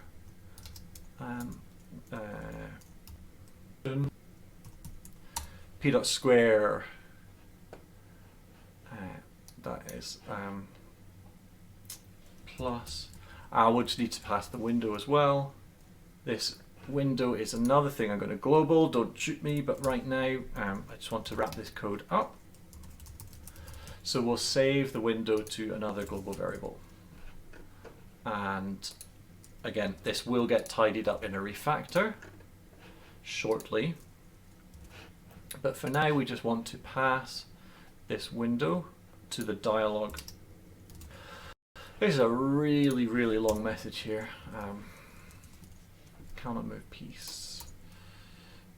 And what's going on here? So dialog show the message, show information. What's going on here? We can't concatenate them. Yes, of course. So message, let's do printf, and format this properly. So cannot move piece. Let's use the Go formatter for the piece. Does that work? Let's hope that works. And then to square, and again the Go formatter, and we'll pass it these items.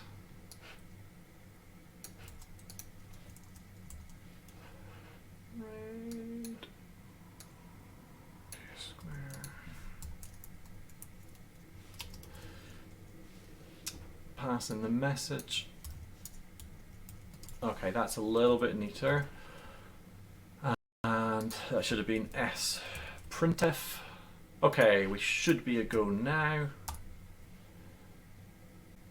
Let's just see what happens. Oh goodness me, I forgot that we still had our random pieces running. Let's just stop that random and work on just still tapping to move. Okay, so chess game there. Let's just quickly make it a lot bigger. And oh no, the icon sizing. We used the Fyne icon, which is a small size. Anyway, if we try to move, we can't move that piece. If we try to move this, oh, we didn't reset the move. So it's not a valid move. We need to reset the start to sort of no square. I can't believe I fell into this trap. Classic, absolutely classic. We have extended the icon widget, but we haven't remembered to say we have extended the icon widget. Oh dear me. Is that going to fix our move code? There we go. Okay, so that can't move now because black needs to move. So we can take this piece of code and move it into a function called random move. We'll pop it at the end of piece for now. Call it random response perhaps. And we will not worry about the for loop ticking or the go function. We don't sleep. We will just look for a valid move and move it. And that's that. So for the game, we'll pass that in. And we'll probably be able to figure out the rest. So after we move, let's just sleep for a second, literally, and then we will random response with the game passed in and execute that go routine. So now we make a move, there's a response. That should work. Let's have a look. We move there to there. They're going to make a response, we can then make our move. But for some reason that is left behind, and clearly there's no piece there. So it's just happening the first time. That's very strange. Icons are scaling properly this time because it's attached to the correct renderer. I wish I'd realised that was what was going on earlier. It could have saved a fair amount of debugging in the middle there. So apart from that one glitch, we do, however, have a chessboard that's really pretty good looking now with its little wood effect. We can play a move, we'll see a random response, we can play another move, get a random response, and so on. On the screen in front of you is how we left it last week, pretty much. So there was an issue during the stream last week where the first move was leaving the icon on the screen and not refreshing properly. You can see that's now resolved. As it happens, it wasn't a bug in the application after all. There was an issue with how icons are refreshed in Fyne. If you set the icon to 0 and refresh, sometimes the cache could accidentally pull an old version. As you would have seen, it only happened for the first icon of the entire game, but that was still problematic. Anyhow, so that bug was resolved and the game is updated accordingly. There were a few other things that I worked on during the week. Mostly the game looks exactly like it did before. We're still playing randomly, so this will probably not take my pawn because he's playing a pretty poor game, and we can stomp all over. And so it's essentially where we left it. However, apart from the bug fix, I also included a little bit around the endgame messaging when the person you're playing has run out of moves or when your game ends. It was kind of just hanging before, so I updated the messaging a little, and you can see from this screenshot that it's now going to identify that you won or lost or drew the game and tell you why that happened. It's not the prettiest of UIs, but I just wanted to capture that scenario. There's a lot of things that could be added to this game to make it prettier, more user-friendly as well. But really, this stream has been about showing how certain bits of functionality could be added to a Fyne application, and bars, labels that read out state, and a button that says resume or restart, sorry, was probably not high up the list of things that folk might need a bit of help getting understanding of.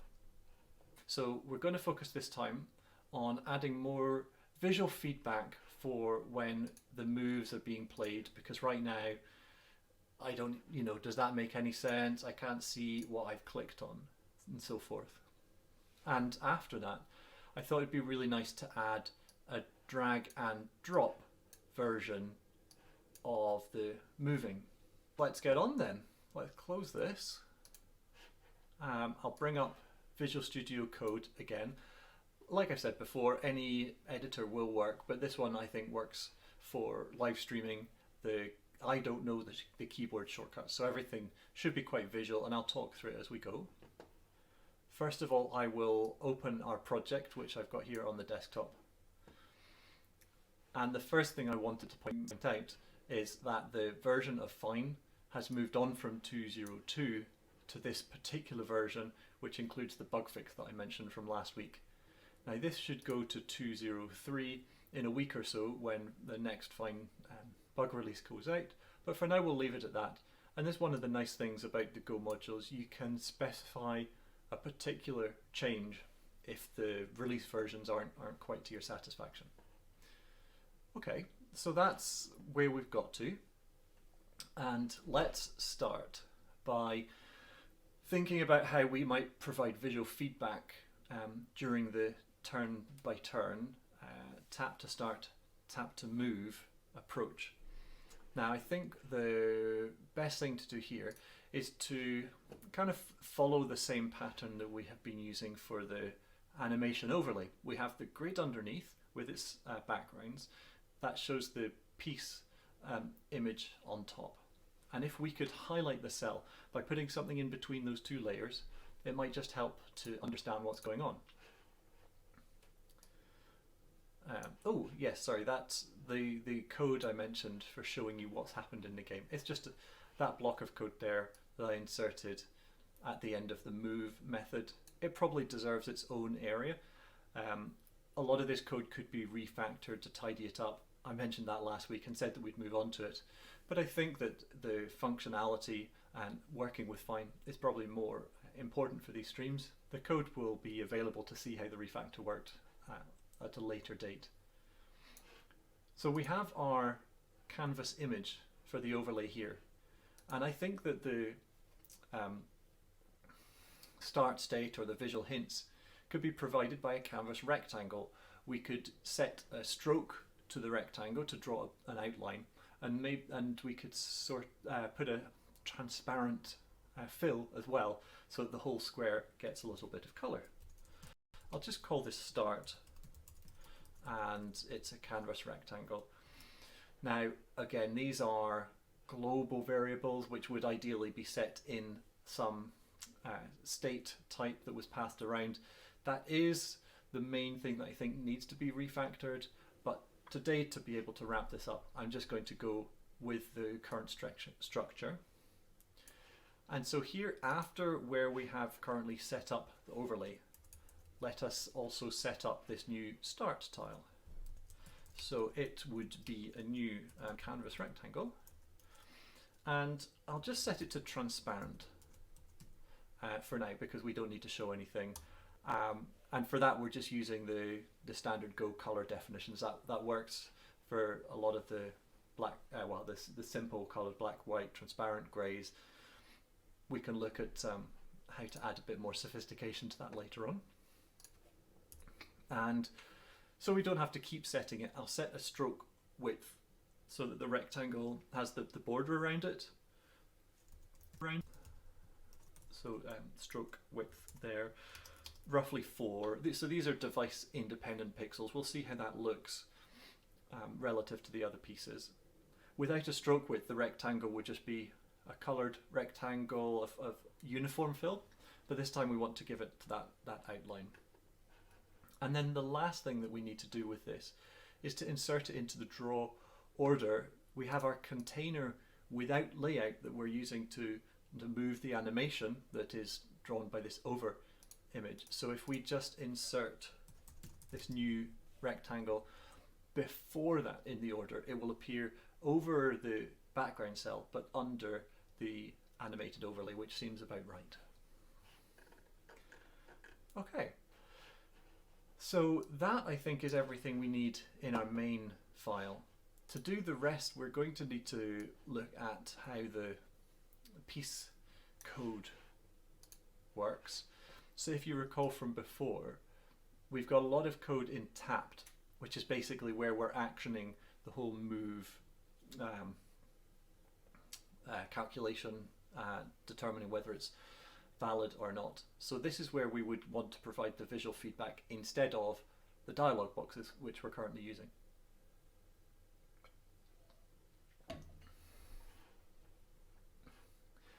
So if it is, let's step through this logic.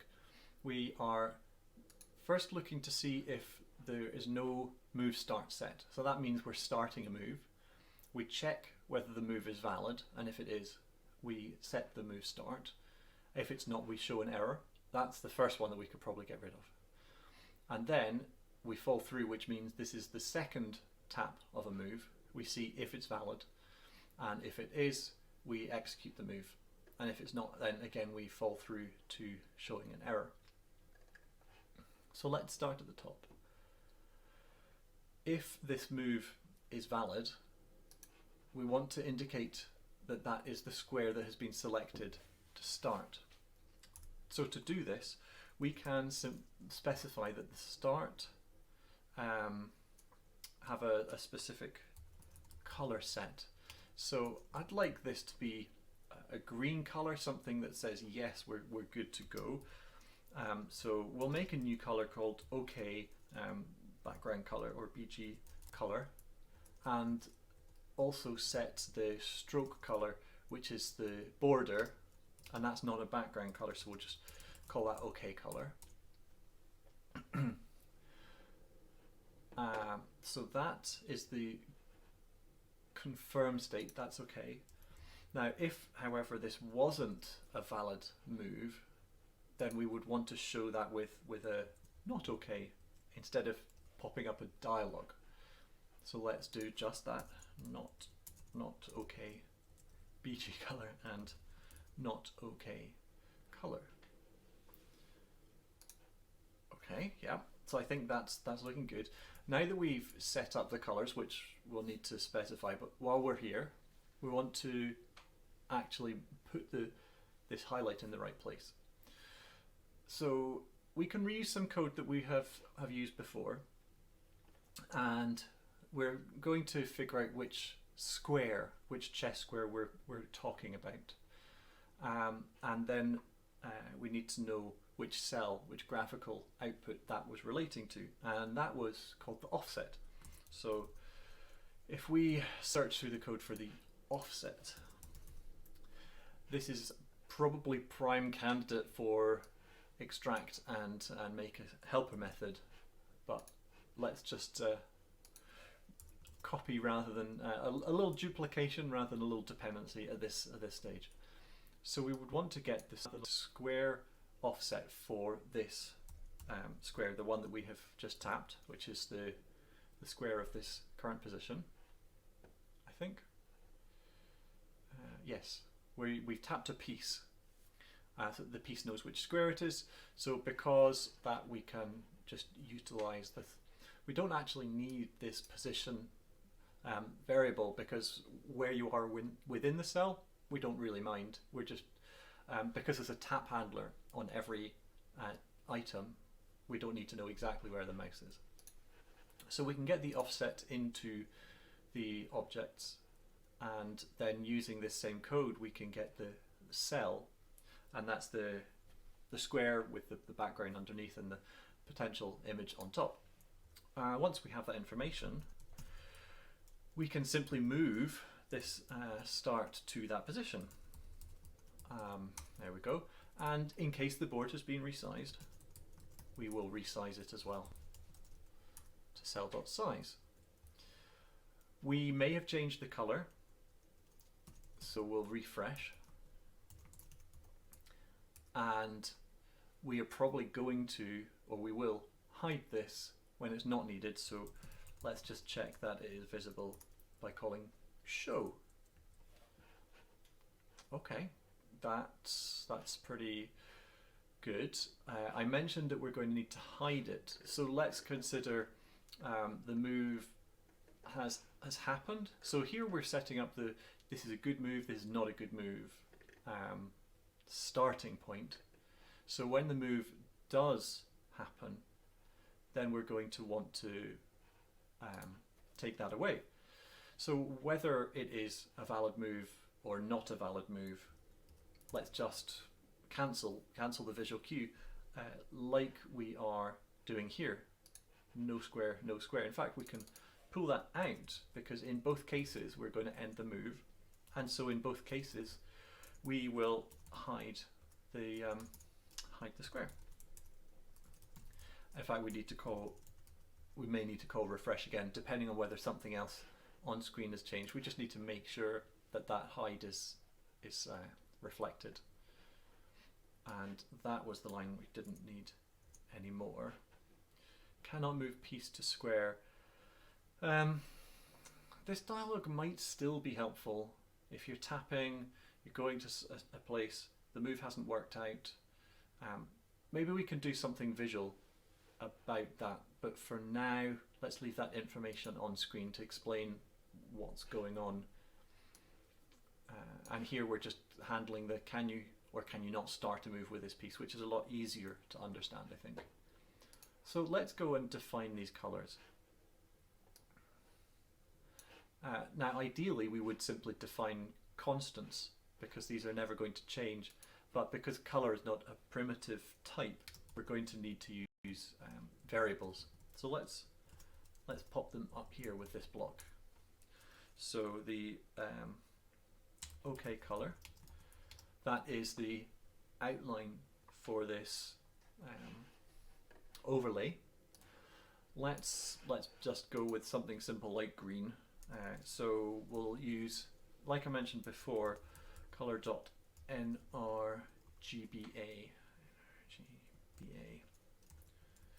and that should import.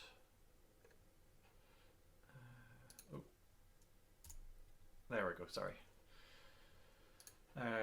Say down and the color import pops up. There we go. So this is the not alpha pre-multiplied version of the red, green, blue, and this is where it's going to start to matter. In our vibrant border, this isn't going to be a problem. We have 0 red. The green is full on. Let's just use the decimal notation here. We have no blue, and we have full opacity, very vibrant green. Oh, sorry.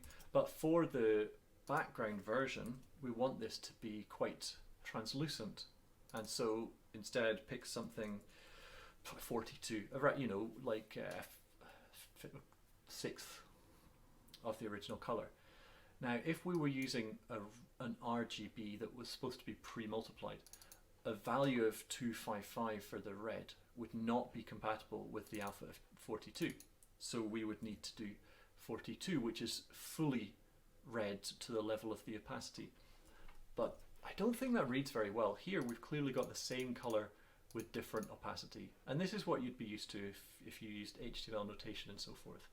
In fact, you would probably be more familiar with this hexadecimal notation, which is exactly the same thing. And goodness, what even is 42?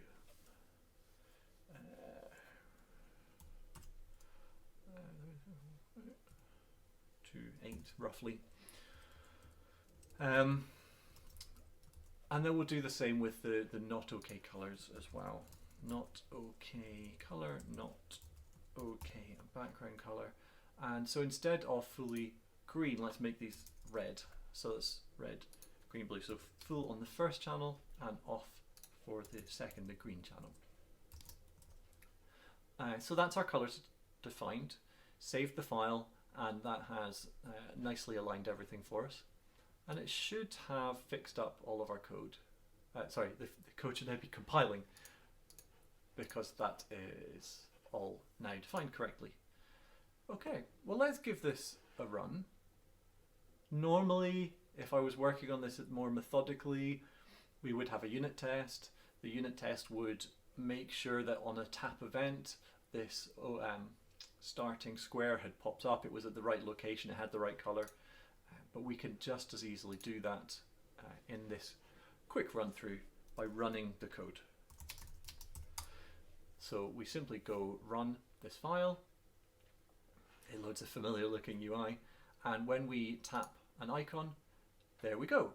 We have our bright green border, our somewhat green underlay, and our piece sitting on top.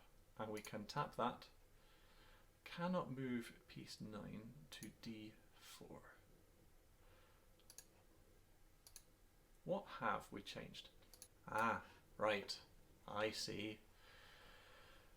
So move start is used to check the move, but here I refactored or moved this code out. It's not possible to have it up there. We need to reset it after it's used in both instances. Oh no, I can go there. Okay, sorry about that. Let's go again. Tap there, move to there. Excellent. Okay, so that's working. We can move a valid move there. And this is indicating correctly. Can we move there? No, we can't move there. So that's the dialog that remains. We've got the red indicating that's not valid, and the green indicating that it is. That's not the move I wanted to play. We can't move our piece to the same square. Okay, well that's a little bit unfortunate. Why don't we just fix that while we're here? So at the beginning of our tap handler, we could handle that situation if the move start is the same as our square. So we previously selected it, now we're selecting it again. Well, basically we want to exit the handler here, but let's reset it as well. Chess.no square, and if the hint was showing, let's just get rid of that as well and refresh it away. Okay, that might help. So now if I change my mind, there we go, I can move a different piece. Now that might not be how everybody plays chess, but we could always turn that off as a feature or an option later. Instead of that dialogue, let's show that the tap happened, indicate that it's not okay by turning the not okay color. That might just work. So at the end here, instead of the error message, we can use this code again. I feel very much that we need to be extracting that to another method shortly. We don't need the message and we don't need the dialogue. Let's reset the state there. We are trying to figure out the position of the square that we just tapped on. Yep. So we're going to move to that position and size, and we will set the colors to the not okay.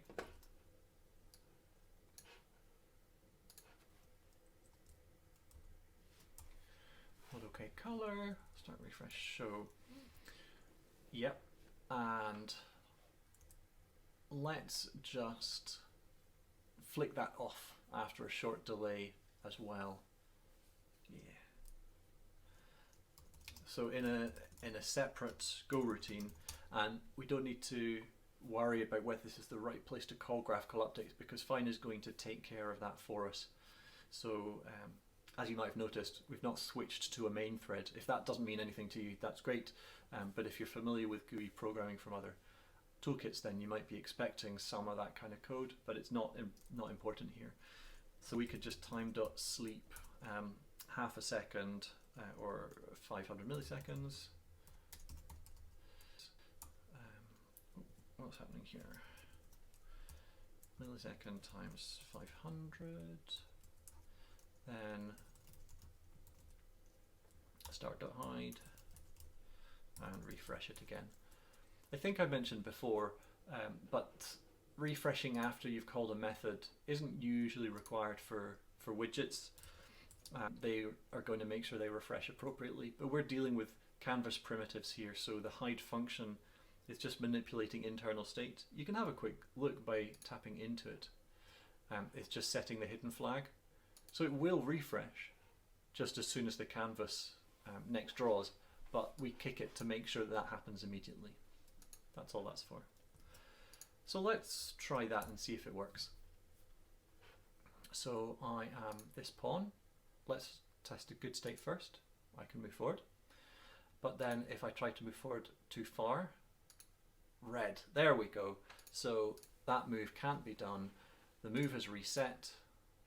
That feels about right. We can move this one, but we can't move the bishop through that position piece. Okay. I think that's some pretty decent visual feedback there for the moves in the tap and tap version.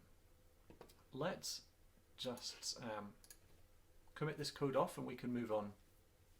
To do that, we simply git commit add visual feedback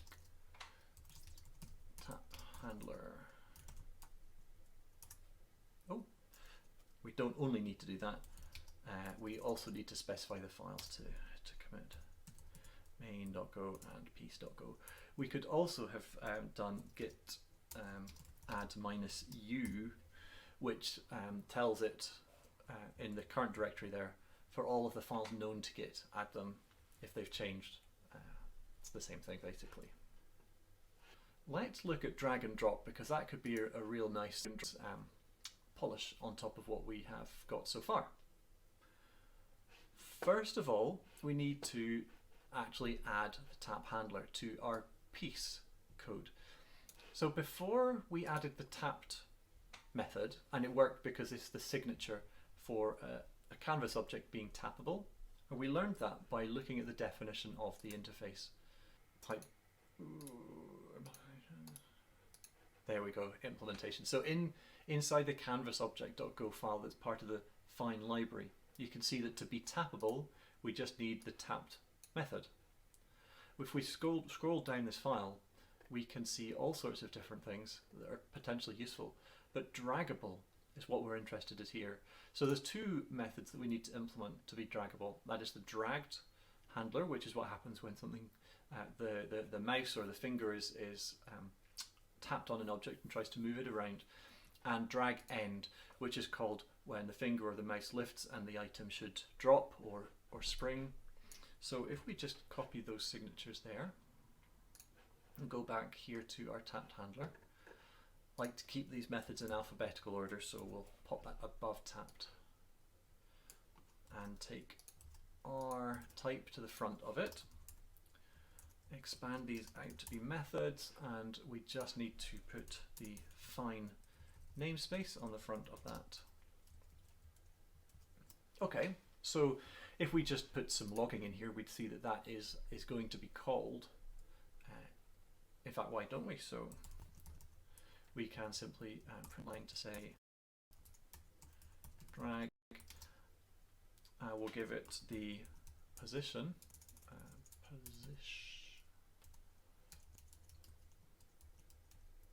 Position. And we could even say that it stopped.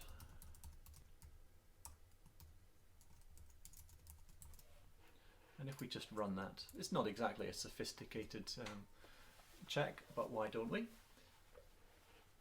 We can click and drag. We see that drag is firing, and when we drop, it has stopped. And then it fired a tap because we were still in the same place. These numbers here are relative to the thing that's being dragged. So if we drag further, we can see that's going negative in both dimensions or way off to the positive. What's really important here is that once you've started dragging something, it continues to drag that object even if you go over other objects. And we're going to really make use of that in our code here.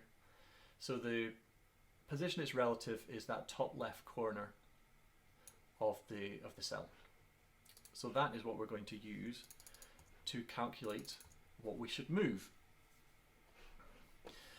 Now, what we're going to need to do first is to figure out which cell we are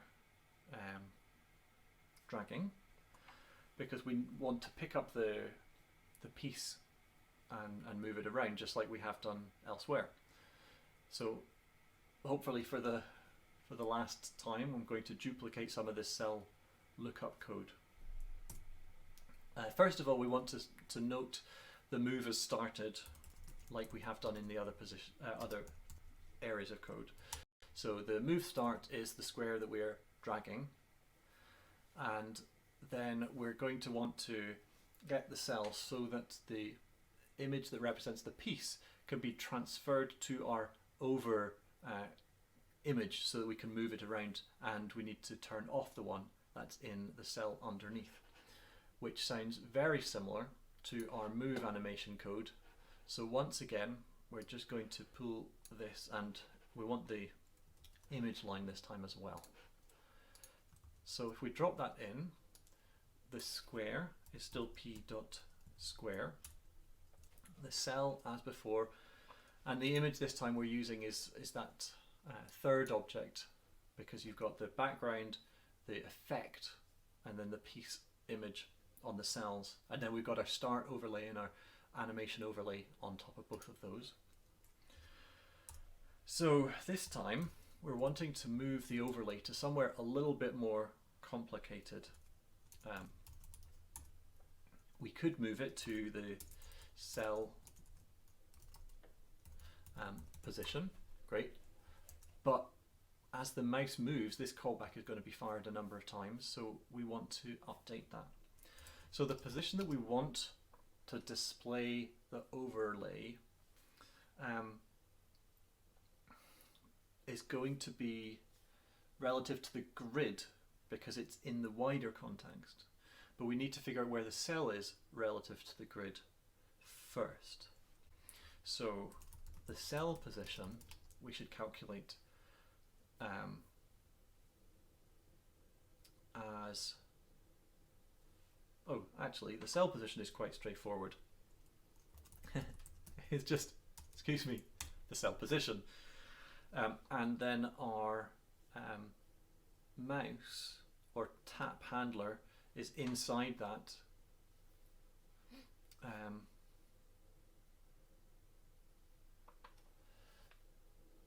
yeah.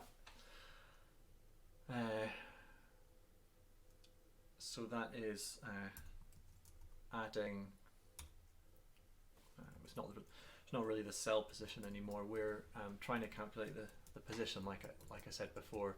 So it's the cell position plus the event dot position, which we printed earlier. So now you have the number that represents where inside the cell you are relative to the top of the grid, which is where our overlay is anchored. So now we know where the cursor was. We want to position the image so that it's centered over that location. So to do that, let's just paste this in here. It is going to be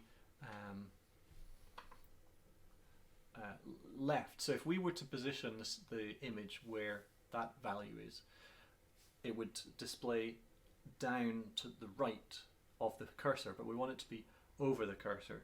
So we want to subtract from that position the image size halved.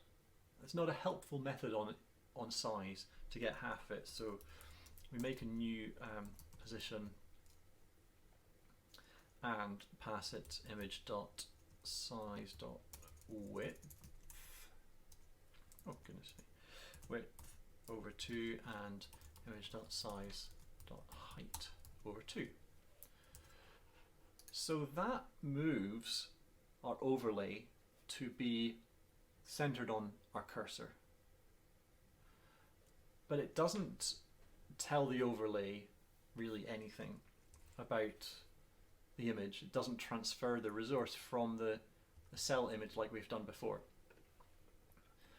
So we need to do that before we try this out. And this callback is going to be fired quite a lot. We only want to do this image change once. So if the resource of our cell is not nil, this is the first time we have run this. We can set the overlay resource to be this same resource. So that is setting the icon in the overlay to be what it was on the background. And then we're setting the image resource to nil so this doesn't happen a second time. We will refresh the image. We want to, in case things have moved, in case things have resize to the image size so they match. In fact, that could probably be out to here because we're not going to resize the window whilst we're dragging something inside it. I really hope that is the case anyhow. And then show our overlay. Now that might be everything, although this is only happening on the first iteration, so actually that won't necessarily catch everything. Let us instead refresh here. Refresh. Okay, so let's see how that works. It's not playing a move, but it might just follow our cursor. So if we click on this pawn and we see nothing has happened. Not the best start. Okay, so what is going on here? Did I need this? I don't think that would make a difference. Wow. There you go. I don't fully understand how everything should work because we set the resource to nil on the image. Yes, of course. This image type is not a simple canvas element in the way that overlay is. So we're not just setting resource on a canvas element and it will go to the the renderer and refresh. It is a complex type. It is the piece type that has extended the widget icon, if I remember. Yeah. So we need to tell the icon widget that we've extended to refresh, and then we had to we saw everything work then because the resource couldn't be in both places at the same time. So there we go. That's working. And if we run that again, sorry, I felt I needed to figure out why. We tap that and move it around. There we go. So we've got our basic drag, but not any drop. As you can see, he is not really doing anything there. But our drag end is what's going to take care of that. So let us first of all make the move occur when we end our drag. To start this, we're going to need to figure out which square we're over. The piece square isn't going to work for us anymore because the drag event is coming from the source piece. So we need to figure out which piece it actually belongs to. So first of all, where is the pointer at this point? So the position that we're curious about is the overlay position, and the overlay position is the top left of this image. Now if we're just off a square, the top left might be in the wrong place. So we're going to want to reverse the half offset so that we're referring to the middle of the icon, so the square we're dropping onto is the one the icon is most over. So to do that, we add this time Fyne.new pause, and we can just use the overlay because the overlay is the right size now. Size dot width over 2 and over dot size dot height over 2. Okay, so we have the position of the center of the icon. We next need to figure out which square that is on. Now this is something that we've written a helper for, or similar to something that we've written a helper for before, but we haven't got this one. So let's go ahead and make that. That's could be quite a useful function. I think that was over in main. We had some helpers at the end. Possibly could be in a better place, but let's insert that above the letter S. And it's making the helpful suggestion there of the position that we want. So Fyne position, we want to return a chess.square. How do we figure out which square is under our position? Well, I suppose there's various ways, but the easiest perhaps is to iterate. We know we can figure out where the grid boundaries are, and so we can see if this position is between two of them.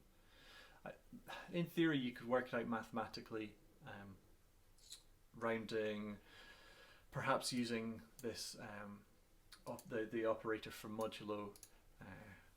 I can't quite do that maths in my head right now, so instead let's get the x and y offsets.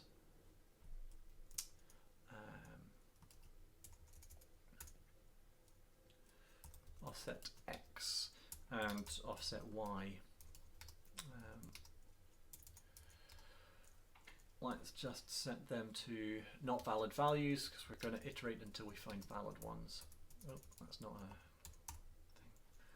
Sorry. So for iterating along x, we want to set up an x value is 0. Now we're talking about position coordinates here, and these are float 32s. So starting at 0 and working up until we reach the position, or until we pass the position rather, I suppose, we're going to then increment, and each time the next step should be a grid cell across, which is set up to be, or is defined by rather, the width of the grid divided by 8, because we have 8 cells. So for every one of those, we're going to increment the offset x. Okay, pretty straightforward. We'll do the same for y. So for our y coordinate, increment until we reach the y of the position. It should be square, but just in case, we'll use the height. Okay, so that should be,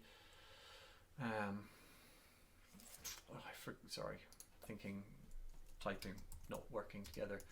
X increment by, and y increment by, and increment those two as well. Okay, that's better. And then what we want to return is a chess square that represents the value of those two combined. Now, like we discussed back in the first one of these videos, the y coordinate is not necessarily, or certainly not, the same as how we're offsetting in the Fyne coordinate system, because the chess y is at the bottom and it starts at the top for Fyne. So we need to invert that. So it's going to be 7 minus the offset for y, which means it goes from 7 down to 0 instead of 0 to 7 to flip the two around. I hope that makes sense. So it's 7 minus, oh goodness, sorry, 7 minus cell y, and because then we need the x, the y is multiplied by 8, and then we add the offset of x. Oh goodness, sorry, that was the y offset, wasn't it? Okay, so that, warning, great opportunity for unit test. Let's just skip over and come back to unit testing.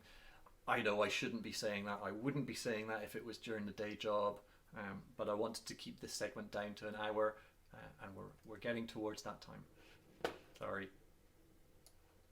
Anyway, so we now have the square that it's operating on.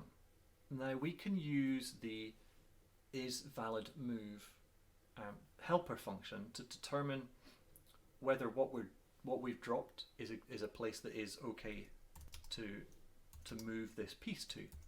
So isValidMove, and into that is passed the, let's just see,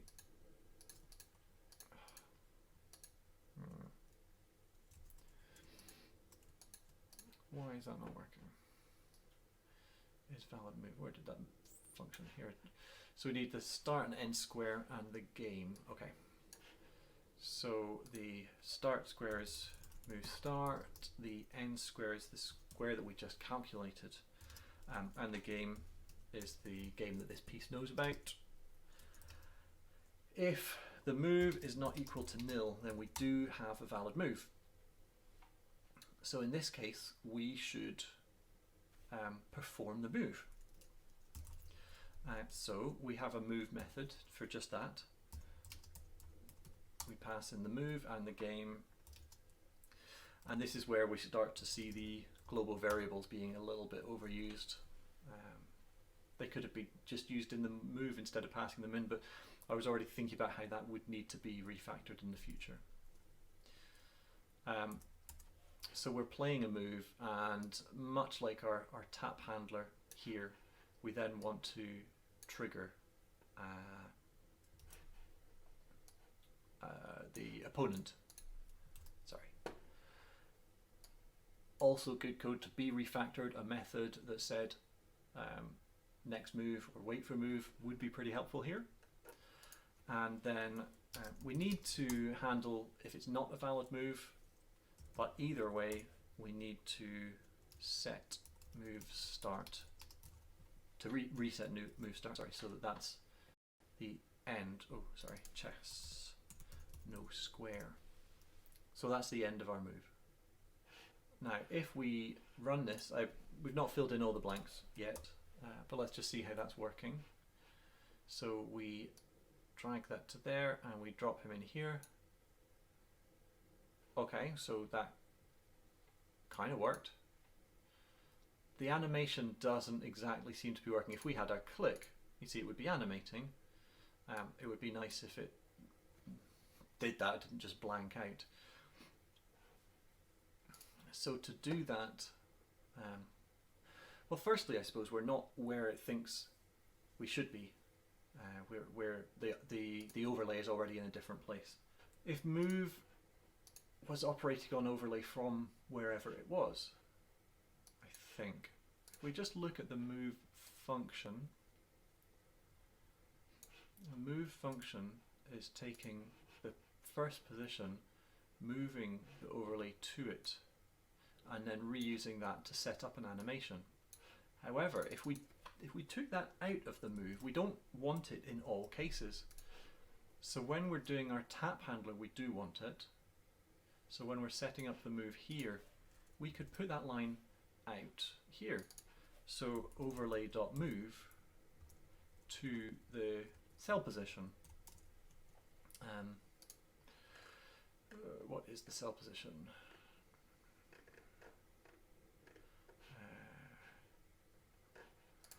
We can just get that information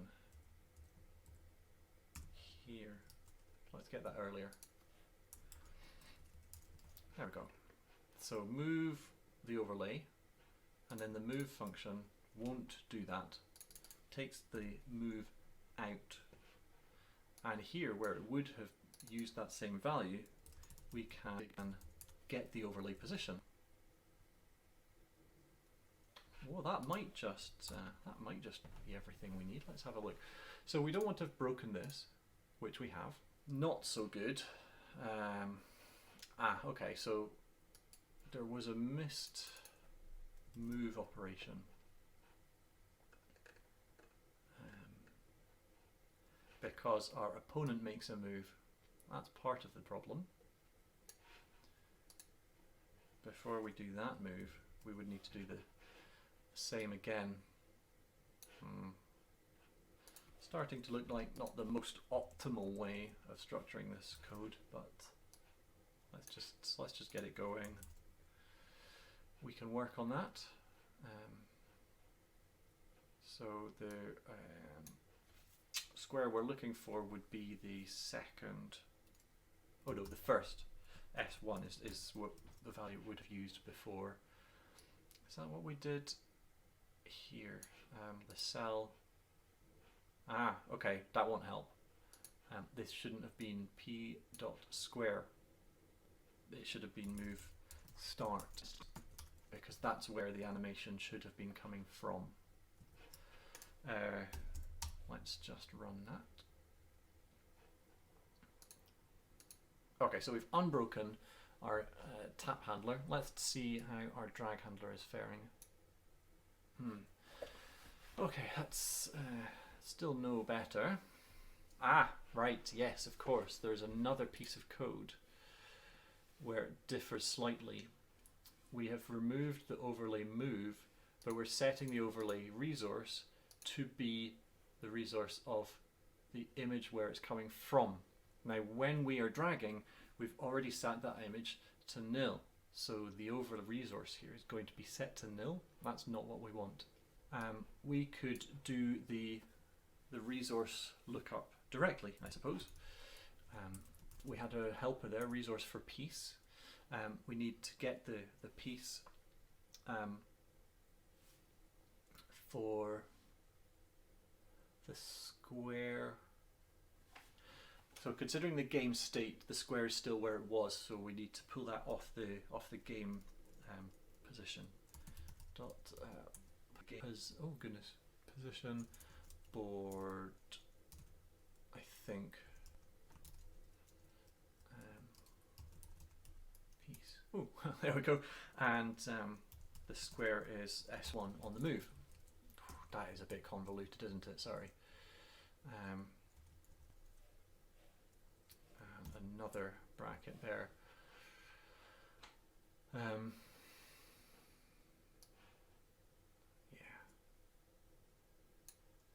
That returns the piece, returns a piece. I don't think that casting is needed actually, is it? No. So we're getting resource for piece, and the game position board is telling us what piece is at that square. I think that's got that sorted. So now if we drag this to here, there we go. Okay, so excellent. We've got our tap to move animation. We can't do anything. Ah, right, okay. Let's just forget that for a second. We've got our drag animation, our tap animation. Oh, sorry, our tap animation. Can't play out of turn. But we're currently able to do that. Now that's not particularly good, is it? And also, we could do that, maybe? Yeah. So our it's not a valid move handler needs fixing as well. To do that, where are we? So that's this else condition here. We don't want to execute the move. We don't want to issue a response. So really we're just looking to do something like the move function, which is setting up the overlay, which we've already done. Resized and refresh, that's good.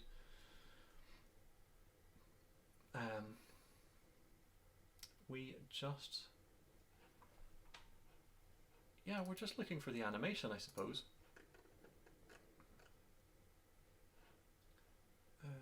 And then refreshing of the grid, hiding an overlay. Okay. Promise that I won't do this in the next project, but just to wrap this one up, let's copy this chunk of code one last time, and I will go back and refactor it later. Honest. So we are moving the offset from, sorry, we're moving the overlay from where it is back to where it should never have been dragged from. So there's two cases here. We have the case that we're moving a valid piece to a place that it can't go, which deserves a nice response. We're also dealing with the case where you've dragged a piece you can't move. The distinction probably wants different handling, but for now let's just deal with a functional response, and the primary use case, I suppose, is animating it so that the feedback is good, and then an optimization might say, oh, that piece can't be moved, and just doesn't allow the drag at all. Yeah. So we are looking for the second position. The second position is the offset of the start position. We get the offset, we can then get the cell at that offset. I think we'll need it. The position, it goes from overlay position to position 2, correct. This code about how long the duration should be and various things, that is part of what will get refactored into a single piece of code. We'll call it animate piece or something like that, and pass in the 2 positions. Maybe I should tidy it up, I don't know. Start the animation and sleep. We don't want to perform a game move, but we do want to just refresh the grid back to where it should have been. So that's p.game.position. Run. So we have the correct move and we have the incorrect move, and that drags back. Isn't that nice? So we can not move that. We equally are not allowed to move their piece at all, we can move R1 to there and the game moves on. Now this is not system level drag and drop. We can't take the piece and do something with a different application. It's simply going to ping back. So it's partial drag and drop, I suppose. The Fyne toolkit doesn't really support dragging items out of or into an application yet, but with working just inside of your app, this is a pretty good implementation, I think, of drag and drop. And also we've still got our tap handler. We could drag that out to there if we wanted to. Now, I'm not going to play through this game because I am still terrible at chess and I don't want to embarrass myself further. But that's all that I wanted to cover today. Let me just commit the work that we had here so that if you come back to the repository later, you can see all of the things that became from refactoring efforts later. So we can add those, but also let me just update the to-do list because we have drag and drop moves there. So that's pretty great. Git add -u. And now you can see it's added all of those files. We are going to commit this for adding drag and drop input. Cool. So there's two things left on the to-do list here, one of which is saving state and restoring. Now there's a preference API in Fyne, so if you know how to serialize a chessboard in and out of the preferences, that shouldn't be too difficult at all. You just use a string and store it, and Fyne's going to take care of the rest. So I'll not do an episode on that at all. Now for one quick bonus, first of all, I would like to install this game into my computer. So the Fyne install is going to package it up and then make a copy into your standard program files or applications location. It's just doing a bunch of recomputation there, but if I now type in chess to my app launcher, there we go. Our chess application is the top result. Also interesting would be to run this on a phone. And this time I'm going to call Fyne package with the OS parameter for iOS. Now I've got Xcode installed locally and the certificate and provisioning profile installed to be able to build for a device. There'll be tutorials or blog posts on that topic later, so don't worry too much. It is the same process as if you've built native apps before. We just don't need to use Xcode for the compile. And I need to give it an app ID, which is just going to be xyz.andy.chess. And that might take a little bit longer. It's basically doing a complete Xcode cross compile this time instead of a standard compilation. I'm going to plug in my my phone, and we're going to use Xcode to install the application. So Xcode, we just need to run this. Devices and simulators. Open up this folder, and you could see this can't run on this computer app icon. Now that's because the macOS recognizes it as an application, but not compatible with the desktop because this is a mobile app.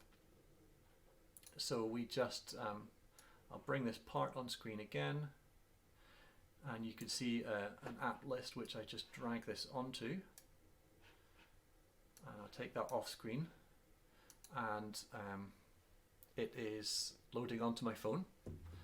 So I can unplug it from the computer now and very quickly just show you on my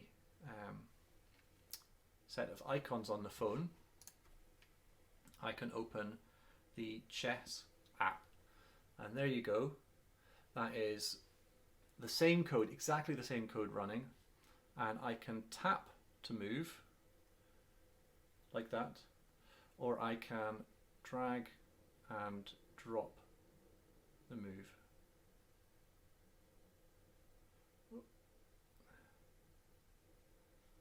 And there we go. So there you have it. That is the chess game. Thanks so much for watching all the way to the end. I hope that this has been a really helpful video. I'm sorry that the refactoring that I kept talking about didn't happen in these 3 one-hour segments, but the work continues on the app and you can find it on my GitHub profile. If you go to GitHub and head to andy.xyz/chess, you can find this code and hopefully future updates to it as well, which includes refactoring, unit testing, and a more complete UI for demonstrating game states and perhaps importing and exporting games as well. If you haven't done before, please consider sponsoring me, and hopefully you can enjoy another video at some point in the future. Have a great day.